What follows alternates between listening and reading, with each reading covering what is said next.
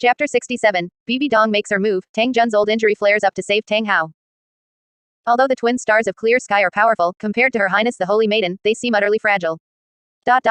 When Bibi Dong released her spirit, everyone's eyes were drawn to that dazzling red spirit ring. A titled Duluo in her 20s with a 100,000-year spirit ring, everyone knew exactly what that meant. The smile on Tang Jun's face had stiffened. He stood frozen in place, staring blankly at Bibi Dong, especially at that 100,000-year spirit ring. How is this possible? Tang Jun muttered. A titled Duluo in her 20s, such a genius was unprecedented. Is this the foundation of Spirit Hall? Tang Jun felt weak all over, as if he had been drained in an instant. The twin stars of clear sky, whom he had high hopes for, weren't even worthy of carrying her shoes. At the thought of how he had just hinted for Tang Xiao to lose to Bibi Dong, Tang Jun's face felt incredibly hot with shame. This is impossible. Tang Hao's eyes turned bloodshot. He stared at Bibi Dong's 100,000-year spirit ring in disbelief, his chest heaving violently. The genius strength he took pride in was crushed to pieces by Bibi Dong, this young titled Duluo. What? Twin stars of clear sky, bullshit. Useless. Ah. Tang Hao snatched up the clear sky hammer and roared as he lunged toward Bibi Dong. Tang Hao, don't be impulsive. Tang Xiao shouted loudly, but it was already too late. Tang Hao had already reached Bibi Dong. Let me see if your strength as a titled Duluo is real or fake. Tang Hao roared as he swung his hammer. The powerful spirit power fluctuations had even reached the level of an ordinary titled Duluo. This strike certainly wasn't weak. Bibi Dong sneered and reached out casually. The spider spears of her Death Spider Emperor spirit thrust out simultaneously, striking the clear sky hammer spirit with a hum as powerful spirit power erupted instantly. Tang Hao switched from a one-handed grip to a two-handed one, frantically pouring all his spirit power into it, determined to take down Bibi Dong. Crack, crack. The next moment, the clear sound of shattering rang in everyone's ears, and their eyes instantly widened. Tang Jun immediately shouted, Howard, don't meet it head-on. Ah. Tang Hao roared, he wouldn't allow himself to lose to Bibi Dong. Absolutely not. With a crash, the spider spear pierced through the clear sky hammer, which instantly shattered into countless fragments and scattered. Tang Hao spat out a large mouthful of blood. The clear sky hammer, shattered. Tang Hao muttered in disbelief. Bibi Dong didn't intend to give Tang Hao a chance. The spider spear followed through with the attack, pointing straight at Tang Hao's chest. Tang Hao. Tang Xiao let out a low cry and immediately erupted with full force to attack. He couldn't stand by and watch his brother die here. Boom. The clear sky hammer slammed heavily against the spider spear, blocking Bibi Dong's attack. Tang Xiao took the opportunity to grab Tang Hao, intending to take him away. Bibi Dong snorted coldly. Want to leave? In your dreams. The massive Death Spider Emperor leaned its entire body forward, looking down at the two Tang brothers like a predator eyeing prey on its web. PFFT. Before Tang Xiao could escape the battlefield, his body was pierced by a spider spear, and he immediately coughed up a mouthful of blood. Just as Bibi Dong was about to kill both Tang Xiao and Tang Hao, Tang Jun could no longer sit still. Your Highness the Holy Maiden, please show mercy. Ignoring his tottering body, Tang Jun forcibly surged his spirit power, released his spirit, and stepped forward to block Bibi Dong's attack, pulling the two brothers away from the battlefield. Your Highness the Holy Maiden, cough. Before Tang Jun could finish his sentence, his internal injuries flared up, and he suddenly spat out a large amount of blood mixed with bits of internal organs. Father. Tang Xiao immediately supported Tang Jun, preventing him from falling. Bibi Dong's expression remained cold. She truly hated the Clear Sky sect more and more. If they wanted to die, they should have just said so. What was the point of coming one by one? Bibi Dong slowly walked up to the three of them and reached out to end their lives. At that moment, a loud cry rang out across the silent Supreme Pontiff Plaza, while Qian Zunji's powerful pressure enveloped the entire area. Qian Zunji quickly looked at Qian Runshui in the cradle. The originally sleeping Qian Runshui had been woken up and was now crying loudly. Oh, Shui, don't cry. Did they wake you up? Qian Zunji picked up Qian Runshui and gently coaxed her until she fell back asleep. Once he said this, no one on the scene dared to make a sound, fearing that Qian Runshui would start crying again. Although Qian Runshui was no longer crying, she kept her big eyes open and stared at Qian Zunji, showing no intention of going back to sleep. Fine, let's end it here for today. Qian Zunji's voice was icy. If you scare Shui into crying again, I'll have your lives. Bibi Dong turned to look at Qian Zunji with a very dissatisfied expression. Bibi Dong, come back. Tang Jun immediately said, thank you, Your Holiness the Supreme Pontiff. Get out, go back and prepare for your funerals. Qian Zunji said indifferently. Tang Jun's expression changed drastically upon hearing this, but looking at Qian Zunji's current state, he knew it was useless to say anything. Your Holiness the Supreme Pontiff, I will come to apologize in the future. With that, he immediately led the people from the Clear Sky sect away, not daring to linger for a moment. Bibi Dong walked forward in dissatisfaction and spoke up, Master, I could have killed those three. Why did you make me stop? Just because Qian Runshui cried. Yes, Qian Zunji replied casually while playing with Qian Runshui in her swaddling clothes. Bibi Dong became even angrier. For just that reason, you're giving up such a good opportunity. Opportunities will always be there, Qian Zunji said calmly. But there is only one Shui. Bibi Dong's brows twitched with anger. You, just keep spoiling her then. Qian Zunji turned and said, Yu Guan, Gui Mei, you two take the experts of Spirit Hall to escort the people of the Clear Sky sect back to their sect. Remember, not a single one must be missing. Today is Shui's full moon banquet, so we won't be killing anyone.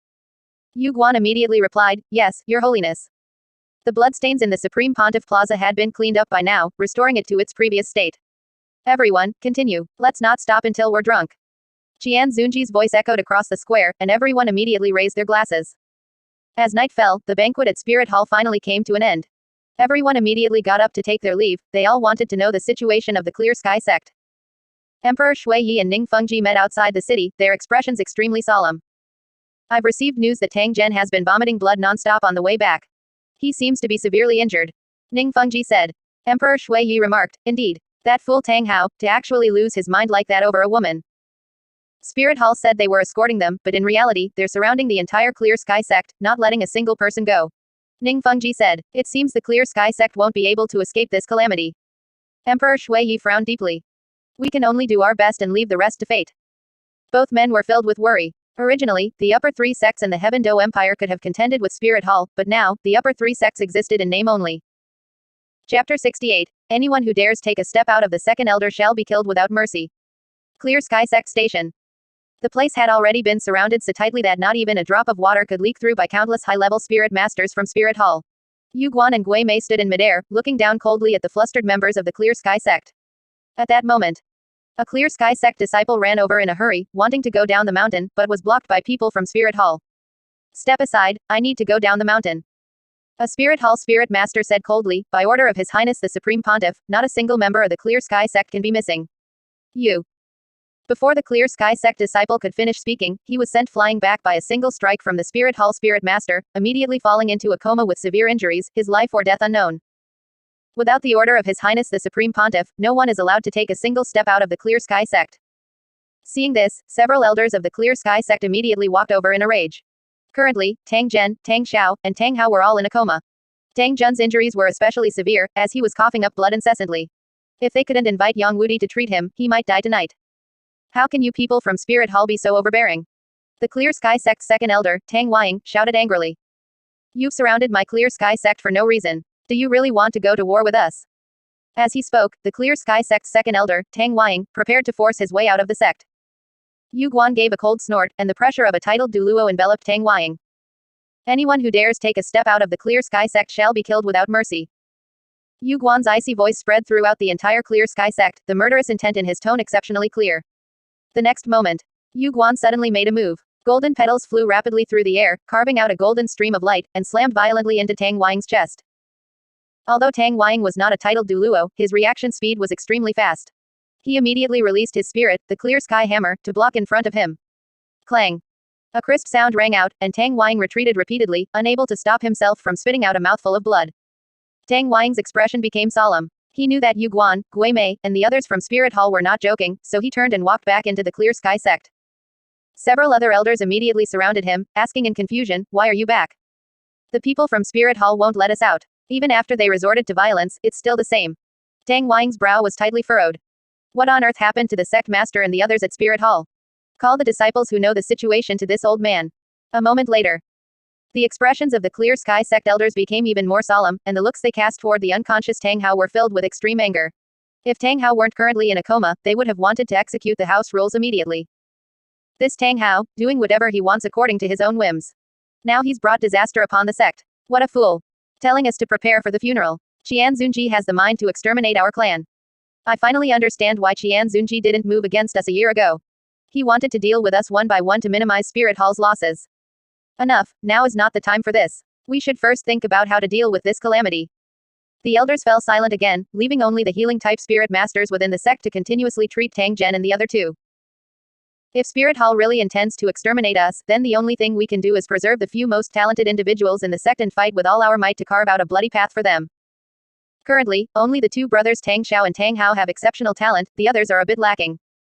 With our strength, being able to send them out safely would already be a stroke of luck. I hope this kid Tang Hao can wake up to reality after this incident and not act so recklessly in the future. At this time, the fifth elder spoke up. You all are being too pessimistic. In this old man's view, Spirit Hall also feels they've lost some face this time, which is why they're doing these things. I think Old Fifth is right. The sixth elder also said, if Spirit Hall really wanted to exterminate the sect, they wouldn't have let the sect master return, they would have just pressured us with their main army. The other elders looked at each other and couldn't help but feel that the fifth and sixth elders were very much correct. The Grand Elder of the Clear Sky sect also spoke at this time. What Old Fifth and Old Sixth said is not without reason. My Clear Sky sect is hailed as the #1 sect on the continent, and the Clear Sky Hammer is the #1 tool spirit. Our combat power cannot be underestimated. Spirit Hall would have to weigh their options if they wanted to destroy us. Grand Elder, you are too optimistic. Tang Wang said anxiously, I can feel it, Spirit Hall is for real. The Grand Elder thought for a moment and then made a decision. In that case, we will prepare for both scenarios. Have the disciples in the sect ready for a bloody battle at any time to ensure we can send Tang Xiao and Tang Hao out. Furthermore, do not clash with the people from Spirit Hall for now. In case Qian Zunji is only temporarily angry, if we take action, it will instead give them an excuse. Tang Wang said helplessly, that's all we can do. Several orders were then issued to the Clear Sky sect, and all disciples began to prepare. Elders, this is bad. The sect master's injuries are too severe, our treatment seems to be useless. Several healing spirit masters suddenly said anxiously. Tang Wang immediately stepped forward and asked, what's happening? The sect master's injuries are worsening too quickly, our healing is no longer having any effect. The healing spirit master said immediately. We must find another way. While they were talking, the unconscious Tang Zhen kept vomiting blood violently, and even with the continuous spirit abilities of the healing spirit masters, it couldn't be stopped. Suddenly, Tang Zhen opened his eyes and sat up abruptly. Ignoring the blood gushing from his mouth, he spoke out, deliver my message. The Clear Sky sect is willing to give up all territories and affiliated forces, and will henceforth live in seclusion in the mountains, only asking His Highness the Supreme Pontiff to leave the Clear Sky sect a way to live. Quick! Tang Zhen gave a soft shout. Seeing this, the sixth elder immediately rushed out of the room and appeared before Yu Guan and Gui Mei, conveying Tang Zhen's message word for word. Yu Guan sneered, what? Your sect master isn't dead yet. I think it's just a terminal lucidity. Gui Mei also sneered. The sixth elder's eyelids twitched. Suppressing his anger, he bowed and said, I request Elder Yu Guan to relay the sect master's message to His Highness the Supreme Pontiff. Wait for it. Yu Guan said coldly. Meanwhile, a Spirit Hall spirit master flew rapidly toward Spirit Hall. On the other side. Far away in Winter City, Yang Wudi learned that the Clear Sky sect was surrounded by Spirit Hall. He immediately sent messages to the other 3 single attribute clans, inviting them to discuss the matter of rescuing the Clear Sky sect in person. Clan Chief, is our Breaking Clan really going to wade into these muddy waters? A member of the Breaking Clan nearby asked. Yang Wudi stood in the courtyard and said, my Breaking Clan is an affiliated force of the Clear Sky sect. Now that the Clear Sky sect is in trouble, my Breaking Clan should naturally help resolve the crisis. Moreover, the sect master once said that the Clear Sky sect would never fail my Breaking Clan. Then my Breaking Clan will naturally not fail the Clear Sky sect. Tonight, all major powers were watching the movements of the Clear Sky sect in Spirit Hall, destined to be a sleepless night. Chapter 69. Tang Hao dies of anger, all Grand Elder Yu Guans join the sect master. Late at night. Qian Zunji couldn't resist Bibi Dong's persistence and had to linger in intimacy with her. The messenger waiting outside stood quietly. A long time later. Qian Zunji got dressed, walked to the living room, and said, come in. Reporting to Your Highness Supreme Pontiff, the Clear Sky sect's sect master says they are willing to give up all territory and all affiliated forces to live in seclusion from now on. They only beg Your Highness Supreme Pontiff to spare the Clear Sky sect this once. Qian Zunji snorted coldly, this pope has already spared them once. Did they really think this pope is so easy to talk to? Yes, your subordinate will relay those exact words to the Clear Sky sect. The man immediately backed out of the room slowly. Qian Zunji walked to the bedside. At this moment, Bibi Dong was looking at him with eyes like silk. Having just been nourished, her cheeks were flushed, and every move she made exuded infinite charm. Master, am I beautiful? Bibi Dong's red lips parted slightly as she spoke coquettishly. Qian Zunji smiled and shook his head, stepping onto the bed. When the message reached the Clear Sky sect, the sky was just beginning to brighten. Tang Zhen had been holding his breath, waiting for Qian Zunji's decision. Tang Zhen sat on the bed, blood constantly spraying from his mouth, unable to be stopped. They're here. Tang Wang shouted softly and immediately rushed out of the room, just in time to see the people from the Spirit Hall reporting to Yu Guan and Gui Mei. What did His Highness Supreme Pontiff say? Yu Guan looked at Tang Wang and smiled. His Highness Supreme Pontiff's exact words were, this pope has already spared them once. Did they really think this pope is so easy to talk to? Tang Wang's expression changed drastically. The worst-case scenario had occurred. He knew this matter wouldn't be simple. Inside the room, a group of elders stared at Tang Wang. Tang Zhen also summoned the last of his strength to open his eyes. How was it? Tang Zhen asked with difficulty. Tang Wang shook his head and said nothing. Tang Zhen was in disbelief, his chest heaving violently. Are the conditions not enough? His Highness Supreme Pontiff said he has already spared us once. Does he really think he's that easy to talk to? PFFT. Tang Jun's blood sprayed like a fountain. He instantly lost all strength and collapsed onto the bed. Could it be that the Clear Sky sect is really going to be destroyed by my hands? I have failed my father, I have failed our ancestors. Even the Blue Lightning Tyrant Dragon clan can barely survive, yet my Clear Sky sect has no chance. As the last word fell, Tang Zhen, who had been holding on, stopped breathing. His eyes were wide open, and he did not close them even in death. He died with his eyes wide open. Sect Master, Tang Wang called out immediately. The others hurriedly surrounded him, shouting, Sect Master. Just as everyone was grieving, Tang Xiao and Tang Hao slowly opened their eyes. Their bodies had no hidden injuries, and being young, they had managed to pull through. Elders, the two young sect masters are awake. The healing spirit master said excitedly. Tang Wang and the other elders looked at the two of them, hesitating to speak. Tang Xiao sensed something was wrong. He tried to get up but failed, only able to lie on the bed with an anxious expression. What's wrong? Did something happen? Where is my father? Tang Wang stepped forward and said, Young sect master, prepare yourself. You might not be able to accept what's next. What happened to my father? Tang Xiao asked directly. In truth, he already had an answer in his heart, he just didn't want to believe it. Tang Wang sighed and said, the sect master didn't make it. What? Tang Xiao no longer cared about his injuries. He immediately forced himself up but tumbled to the ground. It was only with Tang Wang's support that he managed to reach Tang Jun's bedside. He looked at Tang Jun's eyes, which remained open even in death, and his whole body trembled. Cry if you want to. Tang Wang said. Tang Xiao's eyes were bloodshot, his fists clenched, as he constantly tried to control his emotions. Tang Hao also struggled to walk over. When he saw this scene, he immediately roared, I'm going to fight the spirit hall to the death. Slap. Tang Xiao slapped Tang Hao hard across the face and gritted his teeth, fight to the death. With what? Did father and I not warn you not to challenge Bibi Dong? Now that things have come to this, father has died with his eyes open, and the Clear Sky sect is in crisis. What will happen to the thousands of disciples in the sect? Tang Hao knelt powerlessly on the ground, his head thumping heavily against the bedside as he said in agony, Father, I have failed you. I'm the one who should have died. Tang Hao, I hope you think twice before you act. Do not be reckless. Tang Wang spoke up. The price this time was too high. I hope you remember it for the rest of your life. The Grand Elder said with a solemn expression, Young sect master, now is not the time for grief. Qian Zunji wants to destroy my Clear Sky sect, we will fight to the death to send you out. I will guard the sect with everyone. Tang Xiao said immediately. Tang Wang said anxiously, Young sect master, you must not act on impulse. As long as you are alive, there is hope for our Clear Sky sect. As the elders spoke, they had already excluded Tang Hao. They only hoped Tang Hao wouldn't hold Tang Xiao back. Tang Xiao's teeth chattered. In the end, he could only compromise. His father had told him many times to take good care of the Clear Sky sect. Fine. Tang Xiao said. Seeing Tang Xiao agree, Tang Wang and the others immediately discussed the plan. Young sect master, now that the sect master is dead, we will hold a funeral for him after daybreak. At that time, you two will fake your deaths, and we will carry out 3 coffins. Tang Wang said immediately. The Grand Elder nodded and said, this is our only chance. As for the other disciples, we'll get out as many as we can. Tang Xiao said, all right. Then we'll go prepare now. Tang Wang and the others immediately stood up and left. Everyone within the Clear Sky sect changed into white mourning clothes. Tang Xiao glanced at Tang Hao, who was still kneeling on the ground, and gritted his teeth, Tang Hao, get up. Now is not the time for grief. Tang Hao was in a daze, as if he hadn't heard anything, still constantly blaming himself. Tang Xiao pulled him up and glared at him, pull yourself together. Show that arrogance of yours. We must survive, we must seek revenge.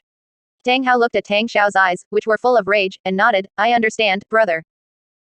When Qian Zunji appeared over the Clear Sky sect in his dragon carriage, the people of the Clear Sky sect had also prepared 3 coffins. All the Clear Sky sect disciples began to gather within the sect, preparing for the funeral procession. Raise the coffin. The Grand Elder's voice echoed through the clouds, and all the Clear Sky sect disciples immediately went into motion. Yu Guan and Gui Mei blocked their path and said coldly, everyone, where do you think you're going? Can't you see? A funeral procession. Tang Wang barked. Yu Guan asked, oh, a funeral for whom? Sect Master Tang Zhen, Young Sect Master Tang Xiao, and Tang Hao.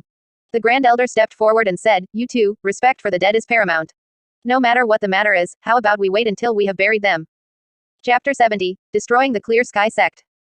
The dead are to be respected, but we still need to confirm whether they are truly dead or faking it.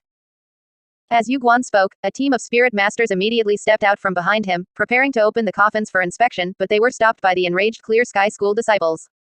What are you doing? You're going too far. Tang Wang stepped forward and said coldly, Elder Yu Guan, isn't what you're doing a bit excessive? Excessive? Why don't this elder feel that way? Yu Guan said disdainfully. The current Clear Sky sect didn't even have a titled Duluo. Even without Qian Zunji making a move, Yu Guan and Gui Mei alone could destroy it. Elder Yu Guan, are you truly insistent on opening the coffins today? Tang Wang's tone also turned cold at this moment. His eyes were filled with rage, and his fists cracked. Yu Guan chuckled softly. What? Is my attitude not clear enough? What if I say no? Tang Wang said coldly. Yu Guan's gaze instantly became cold and sharp. You have no say in this. With that said, Yu Guan raised his hand and flung out several golden petals, rapidly attacking the 3 coffins surrounded by the Clear Sky School disciples. Tang Wang and the other elders immediately released their spirits, fully protecting the 3 coffins. PFFT. PFFT. PFFT. Tang Wang and the elders simultaneously spat out a mouthful of blood. They had acted together to block Yu Guan's attack. HMPH. Yu Guan's face grew even darker. As a titled Duluo, to have his attack blocked by several spirit Duluo working together was simply humiliating. Thinking of this, Yu Guan waved his hand again, and several golden streaks of light rapidly struck, fiercely slamming into Tang Wang and the others. Tang Wang and the others immediately activated their spirits to resist again. When their attacks clashed, Tang Wang and the others were instantly sent flying backward, blood spraying in the air. Yu Guan looked at them with a cold face, spirit power surging. With a wave of his hand, he shattered the 3 coffins, revealing the 3 corpses inside. Seeing this, Tang Wang and the others disregarded their injuries and immediately gathered around. They looked up at the dragon carriage suspended in the air and shouted loudly. Your Highness Supreme Pontiff, do you truly intend to be so heartless?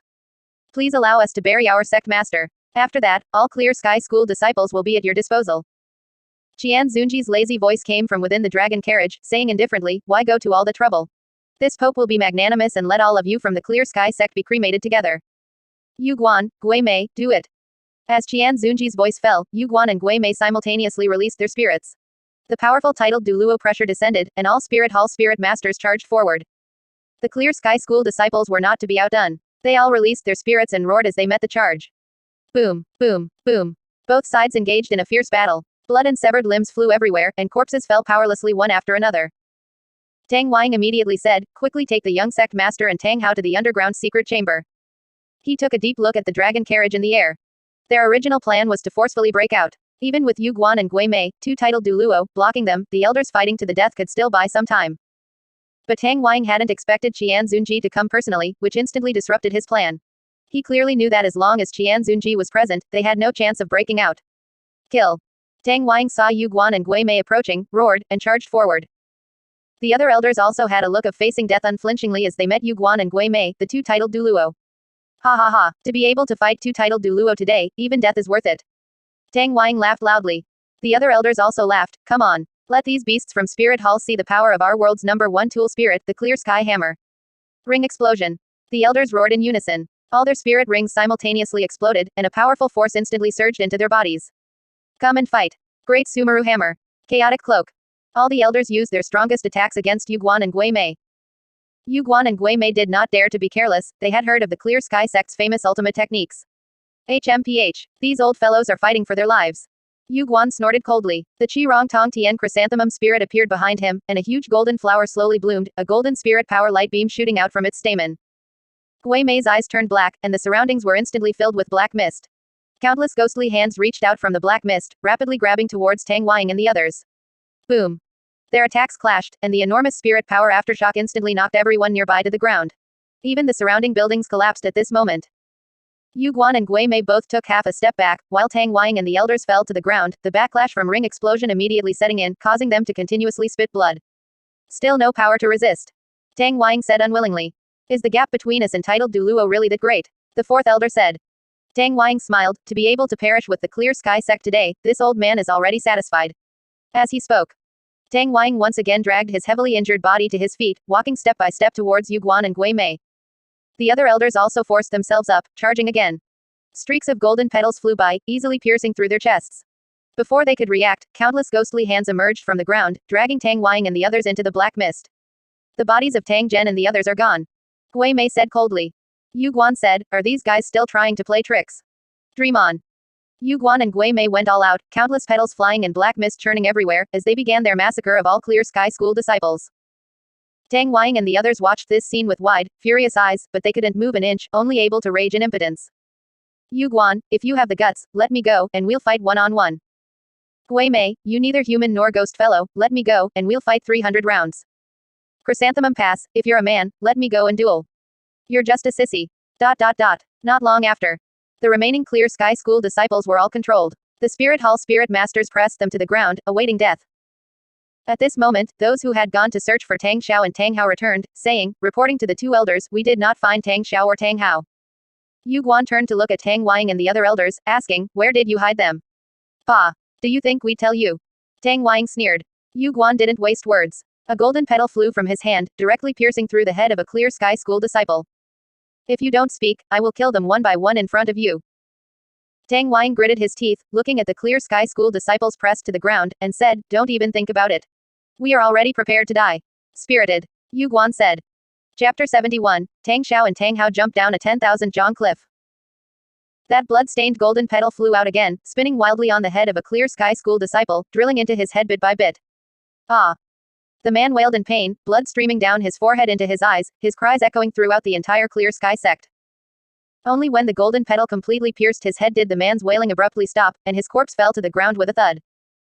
The petal did not stop, immediately beginning to drill into the next person's head, and wails continued to sound. Tang Wang and the other elders couldn't bear to watch this scene of torture and close their eyes in pain, but they still didn't reveal where Tang Xiao and Tang Hao were hiding. All Clear Sky sect disciples, you go first, we will follow immediately. Tang Wang shouted loudly. Yu Guan and Gui Mei exchanged glances, knowing that these guys were determined not to speak. It's a pity there's no one like Yu Luomian in the Clear Sky sect, otherwise they could break through from within. Thinking of this, Yu Guan no longer held back. With petals flying, he killed all the remaining Clear Sky sect disciples. Just as he was about to attack Tang Wang and the other elders, people from the Spirit Hall rushed over. Reporting to both elders, traces of Tang Xiao and Tang Hao have been found in the Clear Sky sect's back mountain. Hearing this, Tang Wang and the others' aged faces immediately showed expressions of panic. They looked at Yu Guan in disbelief. Tang Xiao and Tang Hao had taken the Clear Sky sect's secret passage, a passage known only to the sect master's lineage. Even these elders didn't know about it, yet now the Spirit Hall had discovered their traces. However, Tang Wang quickly reacted and sneered, what? Trying to trick us? Dream on. Whether we're tricking you or not, you'll know once you go and see. Yu Guan said softly. The Spirit Hall personnel immediately began to move. Apart from leaving a portion of Spirit Masters to guard various key routes, all other Spirit Masters flew to the back mountain to search for traces of Tang Xiao and Tang Hao. Yu Guan looked at the surrounding marks and said, these marks were just left. Conduct a carpet search, don't miss any clues. A moment later. Before the back mountain's broken cliff. Tang Xiao and Tang Hao stood at the edge of the cliff. They looked at the 10,000 jong cliff beneath their feet, then at the Spirit Hall pursuers who were quickly closing in behind them.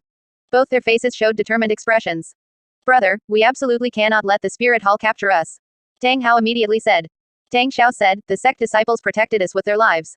Even if we die, we cannot die at the hands of the Spirit Hall. Tang Hao pushed a huge rock off the cliff. He didn't hear the sound of the rock hitting the ground for a long time, and his expression grew even more solemn.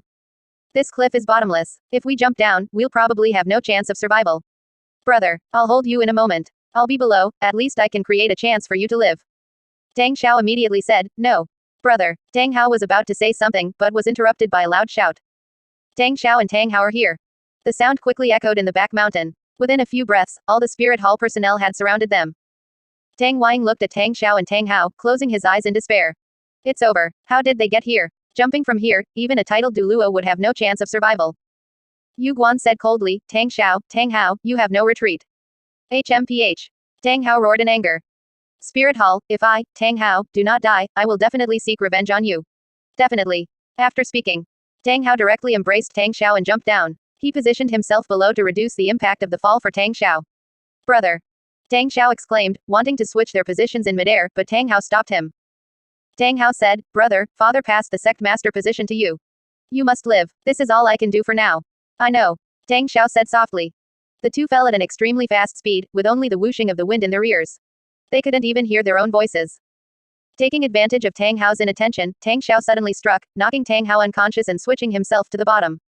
Brother, your talent is better than mine. If you want to seek revenge on the Spirit Hall, you have the most hope. This is also the last thing I can do for you, brother. Ignoring his injuries, Tang Xiao fully activated his spirit power, enveloping both of them. Time passed, he didn't know for how long, then a thud sounded in Tang Xiao's ears, and the next moment he plunged into darkness. Above the cliff. Yu Guan frowned, looking at the bottomless cliff, and said, they actually jumped. This cliff is so deep, and both of them are severely injured, there's basically no chance of survival. Gui Mei said. Tang Wang and the other elders were also like deflated balloons, all staring blankly at the cliff. Yu Guan said, let me send you to reunite. With that, Yu Guan pierced through Tang Wang and the others' throats with a finger, carrying their bodies back to the Clear Sky sect. Reporting to Your Highness the Supreme Pontiff, the Clear Sky sect, except for Tang Xiao and Tang Hao, has been completely annihilated. Yu Guan said. Qian Zunji said, what about Tang Xiao and the other one? They both jumped down a 10,000 zhang cliff, their lives are unknown. Yu Guan said. Qian Zunji then stepped down from his dragon carriage, standing in midair and looking at the back mountain's cliff. At such a height, even if Tang Xiao and Tang Hao were at their peak, falling would result in death. If they were not destined to die, and were favored by the god of fortune, even if they survived, they would pose no threat to Qian Zunji. Thinking of this, Qian Zunji took a step back, looking at the clear sky sect, which was piled with corpses like a mountain, and casually said, burn it. Scatter their ashes from the cliff, let them reunite. A great fire blazed fiercely, the towering flames and smoke filling the sky foreshadowing the tragic end of the clear sky sect. Yu Yuanjun, who was pulling the dragon carriage, watched with his own eyes as the clear sky sect transformed from a prosperous sect into ruins, engulfed in flames, his heart filled with mixed emotions. The Blue Lightning Tyrant Dragon clan almost met the same fate back then. Yu Yuanjun now began to waver in his original decision. Was it truly correct that he would rather see his clan annihilated than submit? Although he was now pulling a carriage, he had at least preserved his family, allowing the Blue Lightning Tyrant Dragon clan to continue. Yu Yuanjun was lost, completely lost. Ning Fengji also received the news of the clear sky sect's destruction at this time, and could only let out a helpless sigh. The overall situation is settled. Ning Fengji murmured. Chen Xin's brows were tightly furrowed. 2 of the upper 3 sects are gone. What should we do? Are we really going to submit to the spirit hall? Ji Yurong said unwillingly. Ning Fengji remained silent for a long time, then said, we can only temporarily endure and compromise. Currently, we have no force that can contend with them. We were too foolish. When Qian Zunji was pressuring the Blue Lightning Tyrant Dragon clan, we should have gone to their rescue. Ning Fengji sighed helplessly, but now there was no turning back for him. Chapter 72, Once swore an oath. Bullshit. The news of the clear sky sect's destruction spread across the entire continent overnight, which was both within and beyond everyone's expectations. When Tang Hao publicly provoked Qian Zunji and Spirit Hall at Qian Renzu's full moon banquet, everyone knew that the clear sky sect was in for trouble. But no one expected that Spirit Hall would directly kill everyone in the clear sky sect, leaving no one behind, and even the clear sky sect's stronghold was engulfed in a massive fire. They had thought the clear sky sect would be forcibly incorporated by Spirit Hall, just like the Blue Lightning Tyrant Dragon clan. Inside Spirit Hall, Qian Zunji looked at the intelligence report Yu Guan handed him, which recorded the information about the gathering of the 4 single attribute clans. Gathered together. That saves me from running back and forth. Qian Zunji said indifferently. Yu Guan, you and Gui may go to Winter City and bring Yang Wudi and the other 4 clan chiefs to see me. Yu Guan immediately said, yes, Your Holiness the Supreme Pontiff. Meanwhile, in Winter City. How could this happen? Yang Wudi and the others had just finished gathering their forces, preparing to set off to rescue the Clear Sky sect, when the news of its destruction arrived. Spirit Hall acted so quickly. For a moment, the clan chiefs of the 4 single attribute clans stood stunned, looking at each other, at a loss for what to do. What should we do? Titan, the clan chief of the Strength clan, asked in a muffled voice. Niu Gao, the clan chief of the Defense clan, looked at the 3 in front of him. Say something. What do we do next? Bai He, the clan chief of the Speed clan, paused. Even the Clear Sky sect was destroyed. If we rush over now, it's no different from seeking death. Then the 3 looked at Yang Wudi, ready to hear his opinion. Although Yang Wudi was in great pain at this moment, he also understood that what Bai He said made a lot of sense. Although Yang Wudi had sworn not to fail the Clear Sky sect, rationality still prevailed. Let the disciples rest. Yang Wudi sighed helplessly and said. Bai He then said, what are your plans for the future? If the 4 single attribute clans were to go their separate ways, there was no doubt that the Speed clan, whereby he belonged, would have the most difficult time surviving. Their expertise in reconnaissance and intelligence gathering was difficult to utilize much in normal times. Moreover, all major forces had their own intelligence agencies and would not offend Spirit Hall for the sake of the Speed clan. Titan said, this happened so suddenly, I haven't thought it through yet. Alas, I wonder what Spirit Hall's attitude towards us is. Niu Gao sighed. Yang Wudi said, what? Are you scared? What am I scared of? I'm not afraid of death. Niu Gao immediately said, but if Spirit Hall intends to completely eliminate us, our 4 clans will have no power to resist. Bai He frowned deeply and slowly said, if that's the case, then we'll probably find it very difficult to survive on the continent. Yang Wudi spoke up, since you're all here, don't leave yet. We can discuss a countermeasure. Just then, a Speed clan disciple quickly reported. Reporting to clan chief, Yu Guan and Gui Mei of Spirit Hall have already entered the city. Bai He was shocked and said, what? They came so fast. Before they could react, Yu Guan and Gui Mei appeared above the breaking clan's stronghold, slowly descending. Everyone, no need to busy yourselves. Come with us to meet His Holiness the Supreme Pontiff. Yu Guan spoke up. Yang Wudi stepped forward, cupped his hands, and said, may I ask the 2 elders what the matter is? You'll know when you get there. Gui Mei said. Titan snorted, what if I say no? You don't have a choice. Yu Guan and Gui Mei simultaneously released their pressure. Come with us obediently, don't force our hand. Yu Guan and Gui Mei were somewhat disdainful of the Clear Sky sect's people. These fellows, knowing they were no match, insisted on provoking, and then begged for mercy when actual fighting began. Truly spineless. The four of Yang Wudi exchanged glances. With two titled Du Luo personally present, not directly attacking them had already given them enough face. If they were insensible, they would likely face utter annihilation. Thinking of this, Yang Wudi said, "All right, we'll go with you." In a flash. Inside Spirit Hall. Yu Guan and Gui Mei respectfully said, "Your Holiness the Supreme Pontiff, Yang Wudi and the others have been brought." Yang Wudi, clan chief of the Breaking Clan, greets Your Holiness the Supreme Pontiff. Tai-Tan, clan chief of the Strength Clan, greets Your Holiness the Supreme Pontiff. Niu Gao, clan chief of the Defense Clan, greets Your Holiness the Supreme Pontiff. Bai He, clan chief of the Speed Clan, greets Your Holiness the Supreme Pontiff. Qian Zunji looked at the four kneeling on one knee below and said, "You four single attribute clan chiefs and disciples are gathered here. Are you planning to avenge the Clear Sky sect?" This. The four of them remained silent for a moment. They still didn't know Qian Zunji's attitude, and if they answered incorrectly, wouldn't they be unable to leave Spirit Hall alive? His Holiness the Supreme Pontiff is asking you a question. Are you all mute? Yu Guan, seeing that none of them spoke, immediately spoke up, his tone full of warning. Yang Wudi gritted his teeth and said, "Replying to Your Holiness the Supreme Pontiff, our four clans are affiliated with the Clear Sky sect. If we turn a blind eye when the Clear Sky sect is in trouble, then where is our integrity?" As soon as these words came out, Tai-Tan and the other two instantly felt a chill down their spines, cold sweat dripping. They couldn't help but feel that Yang Wudi was too blunt. Couldn't he be a bit more tactful? Then why didn't you send troops? Qian Zunji asked again. Yang Wudi's tone was low as he said, "Spirit Hall's strength is too great. The Clear Sky sect was annihilated in an instant. Sending troops now would be futile." Tai-Tan and the other two finally breathed a sigh of relief upon hearing this. Although the tone was dejected, at least it praised Spirit Hall, and most importantly, they realized that Qian Zunji seemed to bear them no ill will. Qian Zunji nodded and said, "You are still sensible. May I ask Your Holiness the Supreme Pontiff why you sent the two elders to invite the four of us here?" Tai-Tan, fearing that Yang Wudi might say something else to offend Spirit Hall, immediately took the initiative to ask. Qian Zunji said, "Now that the Clear Sky sect is destroyed, what will become of your four single attribute clans?" The four of Yang Wudi exchanged glances, sensing an intention to recruit them from Qian Zunji's words. "Apologies, Your Holiness the Supreme Pontiff, Sect Master Tang Zhen of the Clear Sky sect and I once swore an oath never to abandon each other." Yang Wudi said without thinking. He valued loyalty and oaths. Although he couldn't avenge the Clear Sky sect, he would absolutely not join Spirit Hall. Qian Zunji couldn't help but laugh, haha. The night before the Clear Sky sect was destroyed, Tang Zhen sent someone to deliver a message, stating that he was willing to give up all territories and all affiliated forces, and from then on, live in seclusion in the mountains, solely to preserve the Clear Sky sect. Now you say you swore an oath with him. Never to abandon each other. Ha ha ha ha ha. Yang Wudi abruptly raised his head, impossible. The sect master is not that kind of person. Qian Zunji said coldly, "Could it be that you think this pope would fabricate such a lie just to incorporate you?"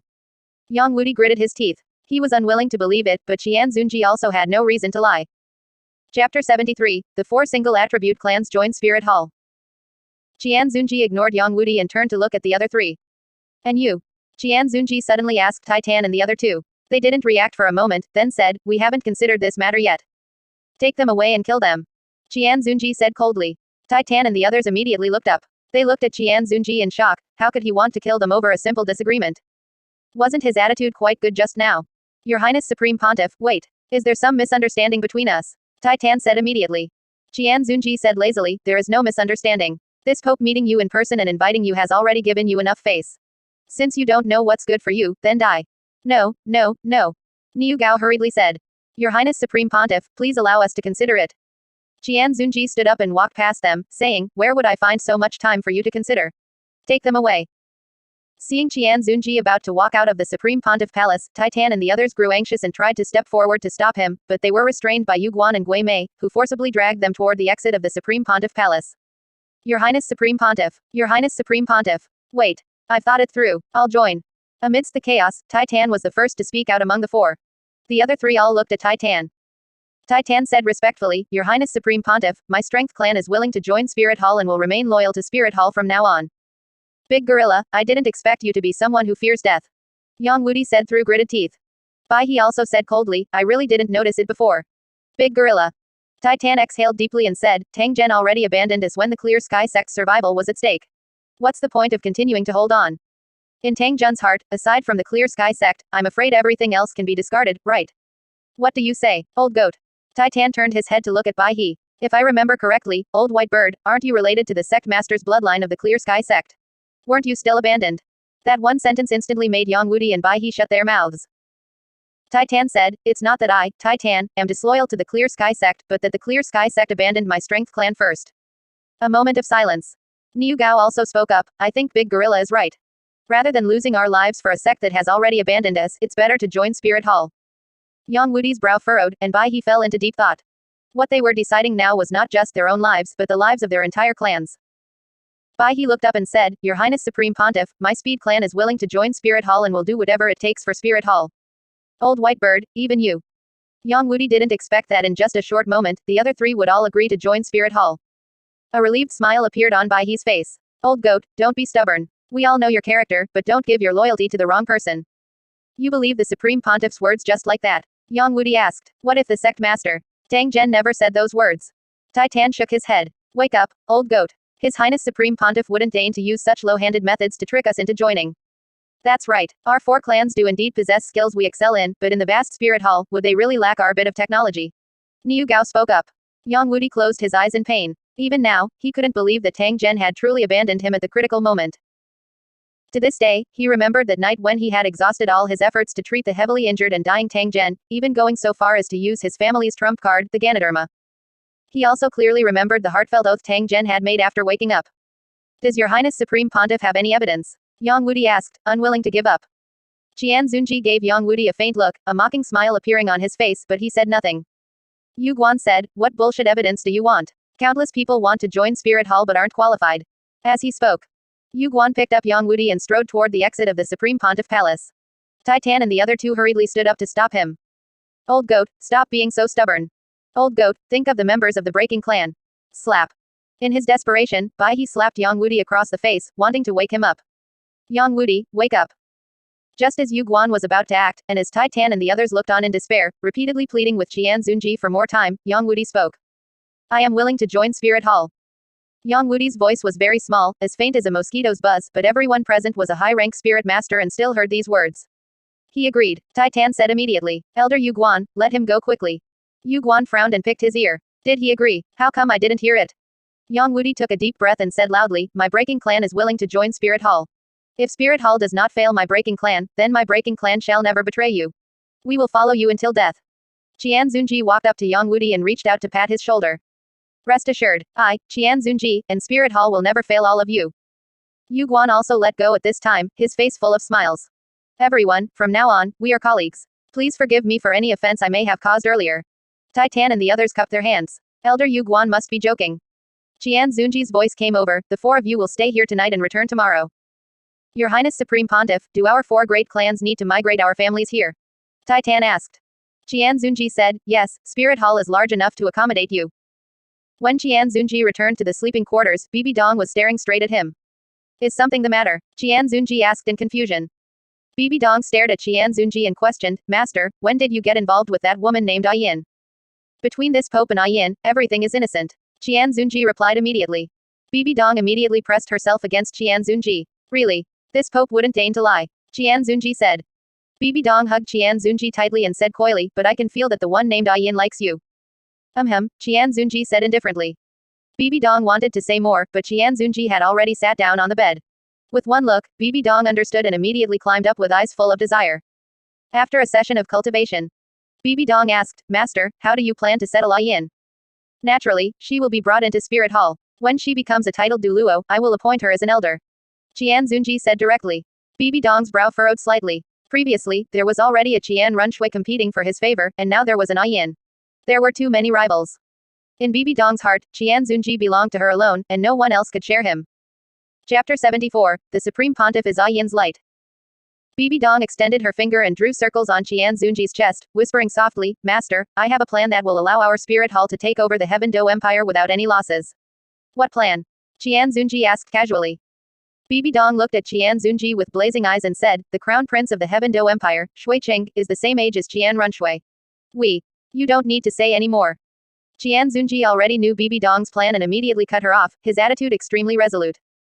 Bibi Dong immediately said, "Master, let me finish. As long as we have Qian Runshui impersonate Shui Qing and become the crown prince of the Heaven Do Empire, slowly boiling the frog in warm water, the Heaven Do Empire will be ours for the taking." Bibi Dong was quite proud of the scheme she had devised. This way, she could send Qian Runshui away for over a decade or even 2 decades, allowing her to have Qian Zunji all to herself. As for whether Qian Renzu's impersonation plan would ultimately succeed, Bibi Dong didn't care in the slightest. Qian Zunji grabbed Bibi Dong by the neck and said coldly, Bibi Dong, you'd better abandon this idea completely. The force in Qian Zunji's hand was extremely strong. Even though Bibi Dong was now a titled Duluo, she still felt difficulty breathing and her head swelling, but this feeling was so exhilarating. She loved it. Bibi Dong gently placed her hands on Qian Zunji's arm. Her gaze at him was filled with possessiveness, naked, unadulterated possessiveness. Just as Bibi Dong was about to lose consciousness, Qian Zunji finally released his grip. Bibi Dong gasped for air in large, ragged breaths. Inhale, exhale. As soon as Bibi Dong recovered slightly, she flipped over and took the initiative, grabbing Qian Zunji's hand and placing it on her neck, resuming their cultivation. As for the plan to have Qian Runshui impersonate Shuiqing, Bibi Dong would absolutely not give up on it, even if Qian Zunji disagreed.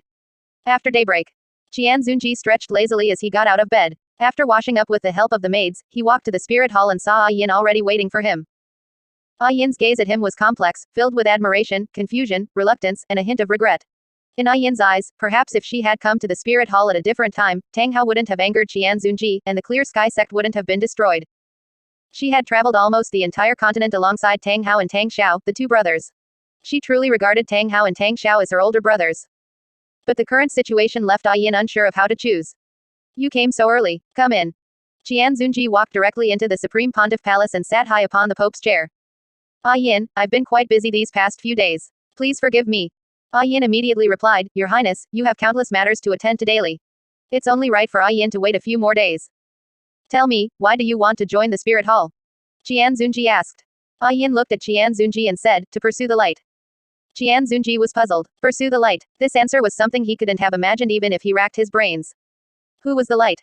Was there a spirit master in the spirit hall with a spirit-like light? If I may ask, who is the light? Qian Zunji couldn't help but ask. Yin said directly, Your Highness is Yin's light. Qian Zunji blinked. Yin was so straightforward. Was this a confession? As expected of someone with spirit beast origins, she went straight for the goal. Coincidentally, Bibi Dong stepped into the Supreme Pontiff Palace and heard Yin's words clearly. She immediately glared coldly at Yin, feeling very angry inside. This flirtatious woman, Yin, dared to seduce this holy maiden's Supreme Pontiff as soon as she arrived. She was asking for death. Hey, the Supreme Pontiff is your light, Yin. Could it be that your spirit is a blade of grass? Bibi Dong mocked. Yin immediately replied, Your Highness has keen insight. My spirit is the Blue-Silver Emperor.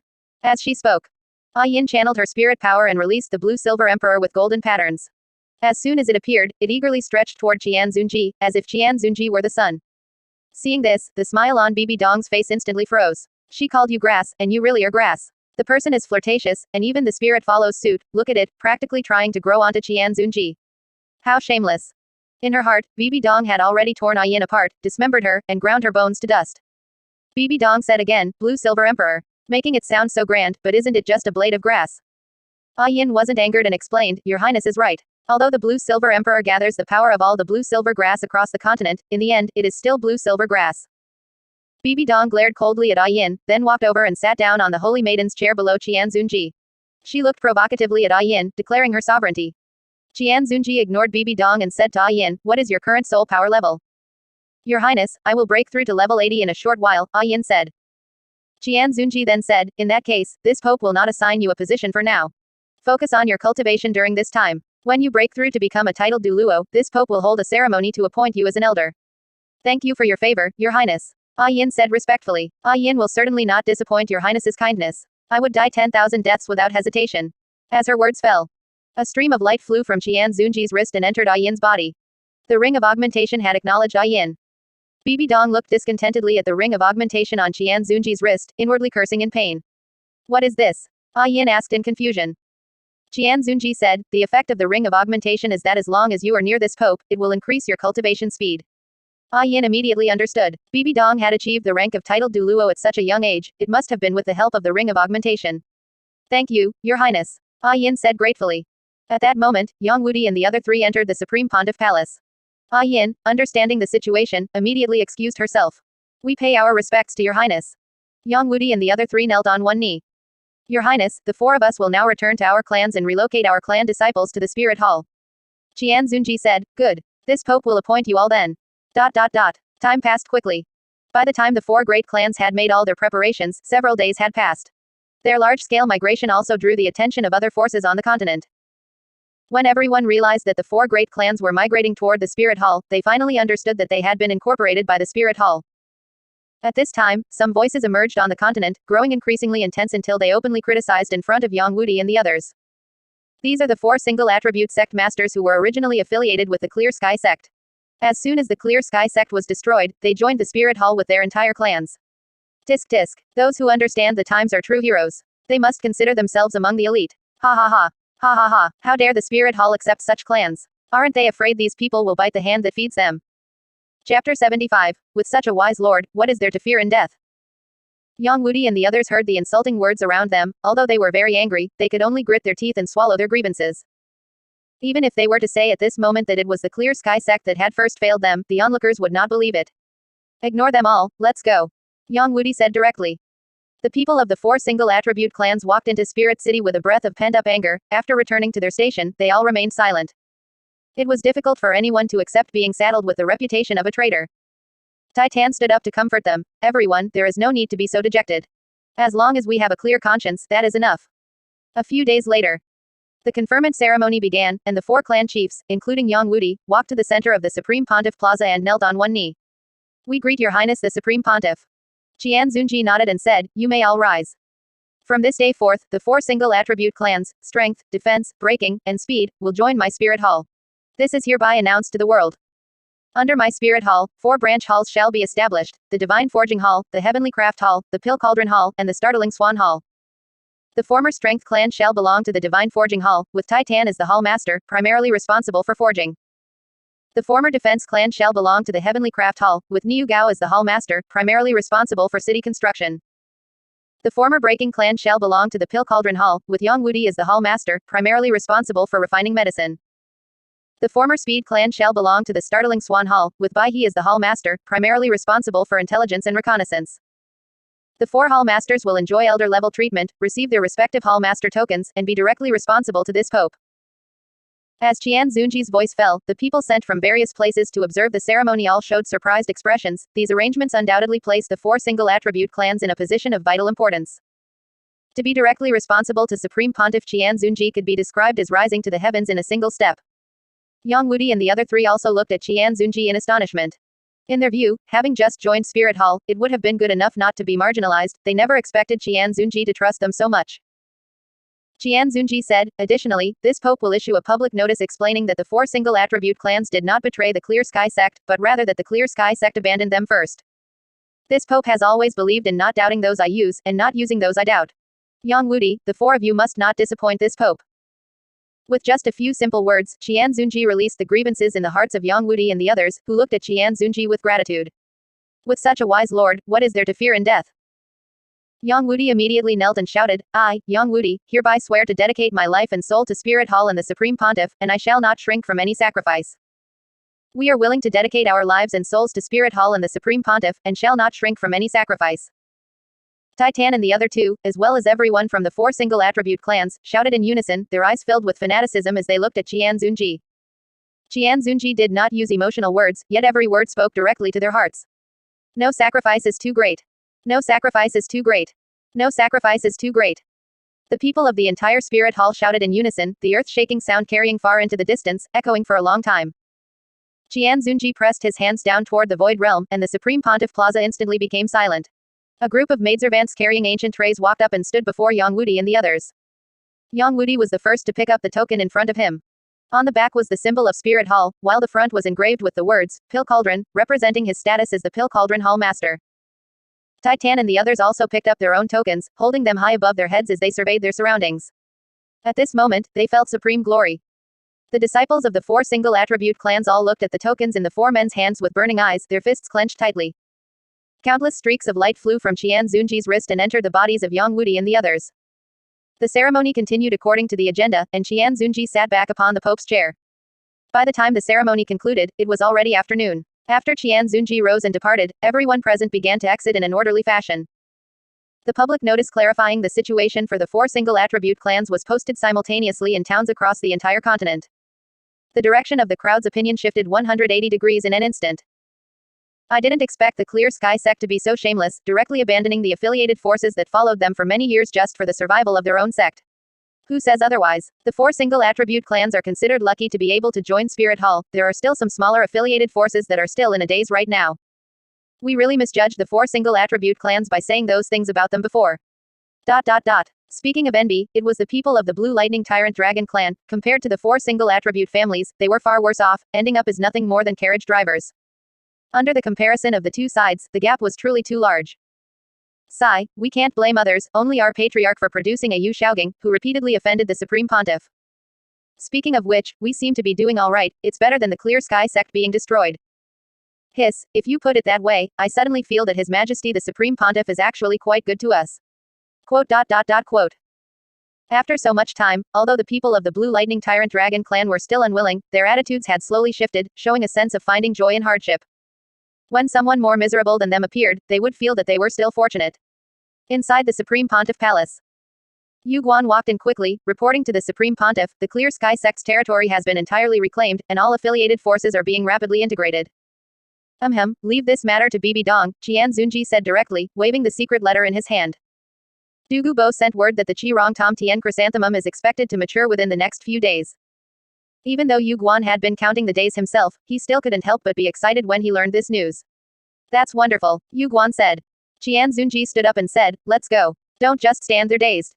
Yu Guan and Gui Mei immediately followed, and the 3 of them hurried toward the Sunset Forest. As moonlight spilled down, Qian Zunji's group of 3 stepped into the Sunset Forest, where Dugu Bo and the others had long been waiting. Greetings, Supreme Pontiff, Dugu Bo said immediately. Seeing Yu Guan's excited expression, he understood and immediately led the group to the flower bed. Supreme Pontiff, Elder Yu Guan, please look. Following the direction of Dugu Bo's finger, they saw that nearly blooming immortal-grade Qirong Tom Tien Ju, its golden petals remained dazzling even under the moonlight. Dugu Bo said, Elder Yu Guan, you have waited so long, and finally, it is almost time. Yes, Yu Guan was so excited at this point that he didn't know what to say, his eyes staring fixedly at the immortal-grade Qirong Tom Tien Ju. Qian Zunji and the others couldn't help but laugh heartily, then turned and left, giving Yu Guan some space. Time passed day by day. Until the 3rd day, as the energy accumulated to its peak, the entire flower began to pulse rhythmically with light and shadow. A pale golden halo rippled outward like water, causing the airflow above the flower bed to churn continuously. Chapter 76. Yu Guan repairs spirit flaws, willing to repay with life. It's matured. Yu Guan murmured. It's finally matured. When the Qirong Tong Tien chrysanthemum fully bloomed and its rich fragrance drifted unreservedly into Yu Guan's nostrils, his entire being was immersed in it. Yu Guan walked cautiously to the front of the Qirong Tong Tien chrysanthemum and slowly crouched down, looking at the Qirong Tong Tien chrysanthemum as if it were a unique treasure in the world. A dagger with the patterns of the Qirong Tong Tien chrysanthemum engraved on its blade appeared in Yu Guan's hand. The dagger paused in midair as he concentrated his mind and stilled his breath, his eyes fixed on the Qirong Tong Tien chrysanthemum before him. Suddenly, with a shing sound, Yu Guan struck quickly, the dagger slashing through the air. The Qirong Tong Tien chrysanthemum was cut from its stem and fell into a jade box Yu Guan had prepared in advance a moment later. Yu Guan walked out of the flower garden and returned to his room alone. He sat cross-legged, adjusting his breathing and recovering his spirit power. He wanted to absorb the Qirong Tong Tien chrysanthemum in his best state. Yu Guan snapped his eyes open, a brilliant light shining within them. The Qirong Tong Tien chrysanthemum spirit appeared behind him, his spirit power circulating continuously.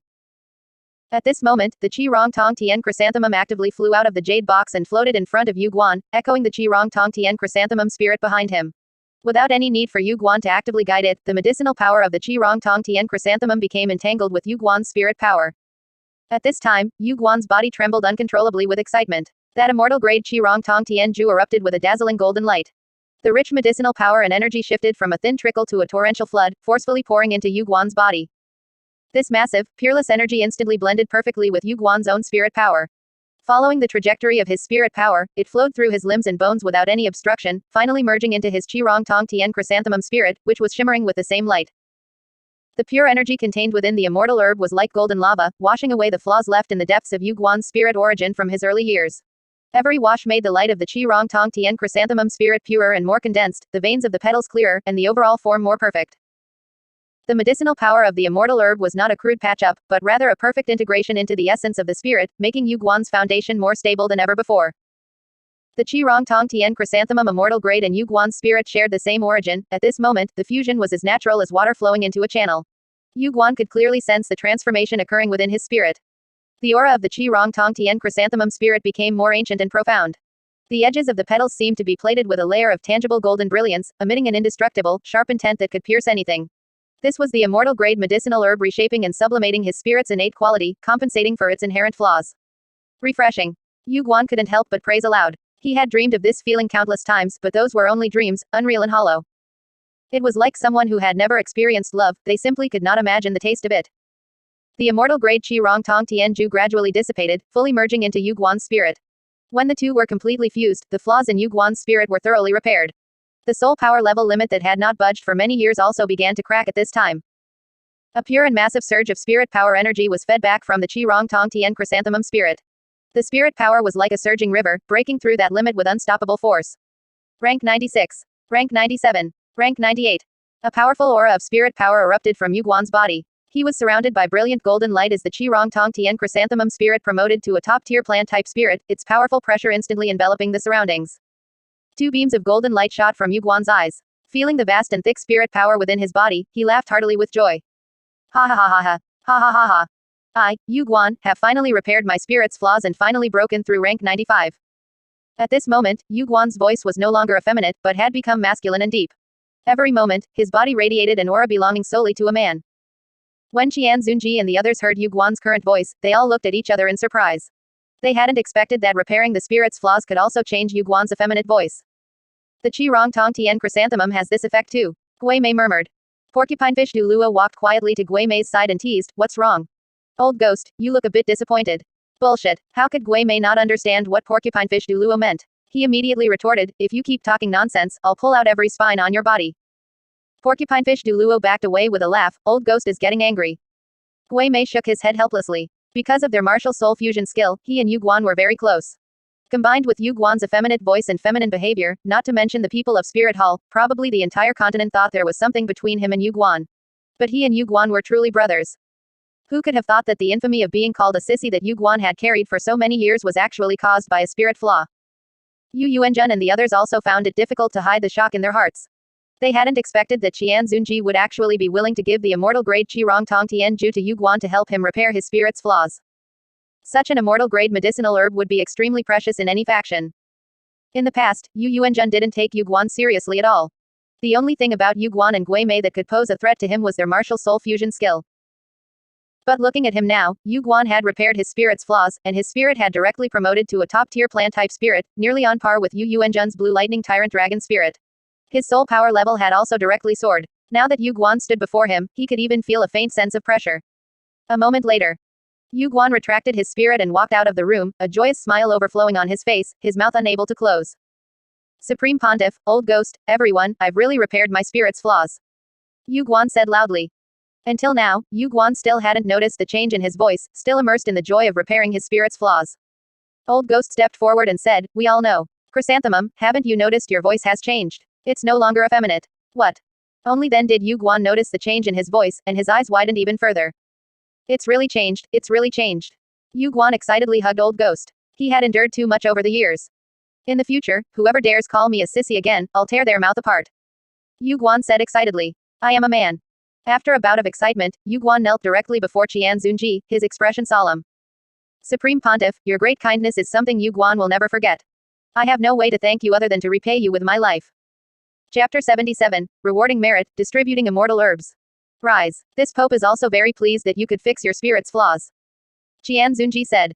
As for the remaining immortal herbs, harvest them once they are mature and store them properly. Porcupinefish Du Luo and Snake Lance Du Luo looked at each other, their hearts filled with excitement. They had guarded these immortal herbs for nearly a year, even if they didn't have the greatest merit, they had certainly worked hard. His Highness the Supreme Pontiff would surely reward them with an immortal herb. Do not harvest that yearning heartbroken red for now. Let it continue to grow and wait for its fated person. After Qian Zunji arranged everything, Du Gubo and Yu Guan began to act. They first harvested the ordinary herbs in the medicinal garden to make space for the immortal grade herbs. 1 week later, all the immortal grade herbs in the medicinal garden had matured. Immortal chi swirled above the spirit field, so much so that even the poison of the ice and fire yin-yang well could not spread there. Once Du Gubo and Yu Guan had harvested and transplanted the immortal herbs, Qian Zunji put away the spirit field. Du Gubo said, Your Highness, this yearning heartbroken red cannot leave the spirit field for too long. We should return to Spirit Hall first. Qian Zunji said. The immortal herbs will be distributed to everyone once we return to Spirit Hall. In the blink of an eye. Within Spirit Hall. Qian Zunji placed the spirit field in the medicinal garden, and Du Gubo carefully transplanted the yearning heartbroken red into it. Fortunately, the yearning heartbroken red is fine. Du Gubo said with relief. Qian Zunji said, "Thank you for your hard work." In the Supreme Pontiff Palace, Qian Zunji sat high upon the pontiff's chair, while elders like Yu Guan and Gui Mei stood respectfully in the hall. After nearly a year, the immortal herbs in the ice and fire yin-yang well have finally matured.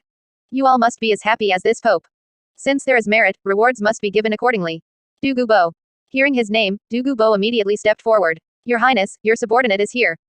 You have guarded the sunset forest for nearly a year, meticulously tending to the immortal herbs and waiting for them to mature. You shall have the top merit. The immortal grade immortal herb appeared in Qian Zunji's hand as he continued. This immortal herb can stimulate toxins to multiply 1,000-fold. It is known as an unsolvable poison, but similarly, it is a massive challenge for the user themselves. If it were anyone else, a single moment of carelessness would lead to their death in the Yellow Springs. But you have already mastered the calamity poison body and possess a poison pill. Refining this immortal herb will be no problem for you. It is yours. As he spoke, wrapped in Qian Zunji's spirit power, the immortal herb was sent before Du Gubo. Du Gubo did not hesitate, immediately thanking him before putting it away.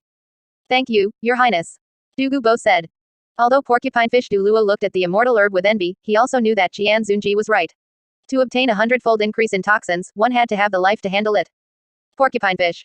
Just as Porcupinefish Du Luo was lost in thought, Qian Zunji called his name.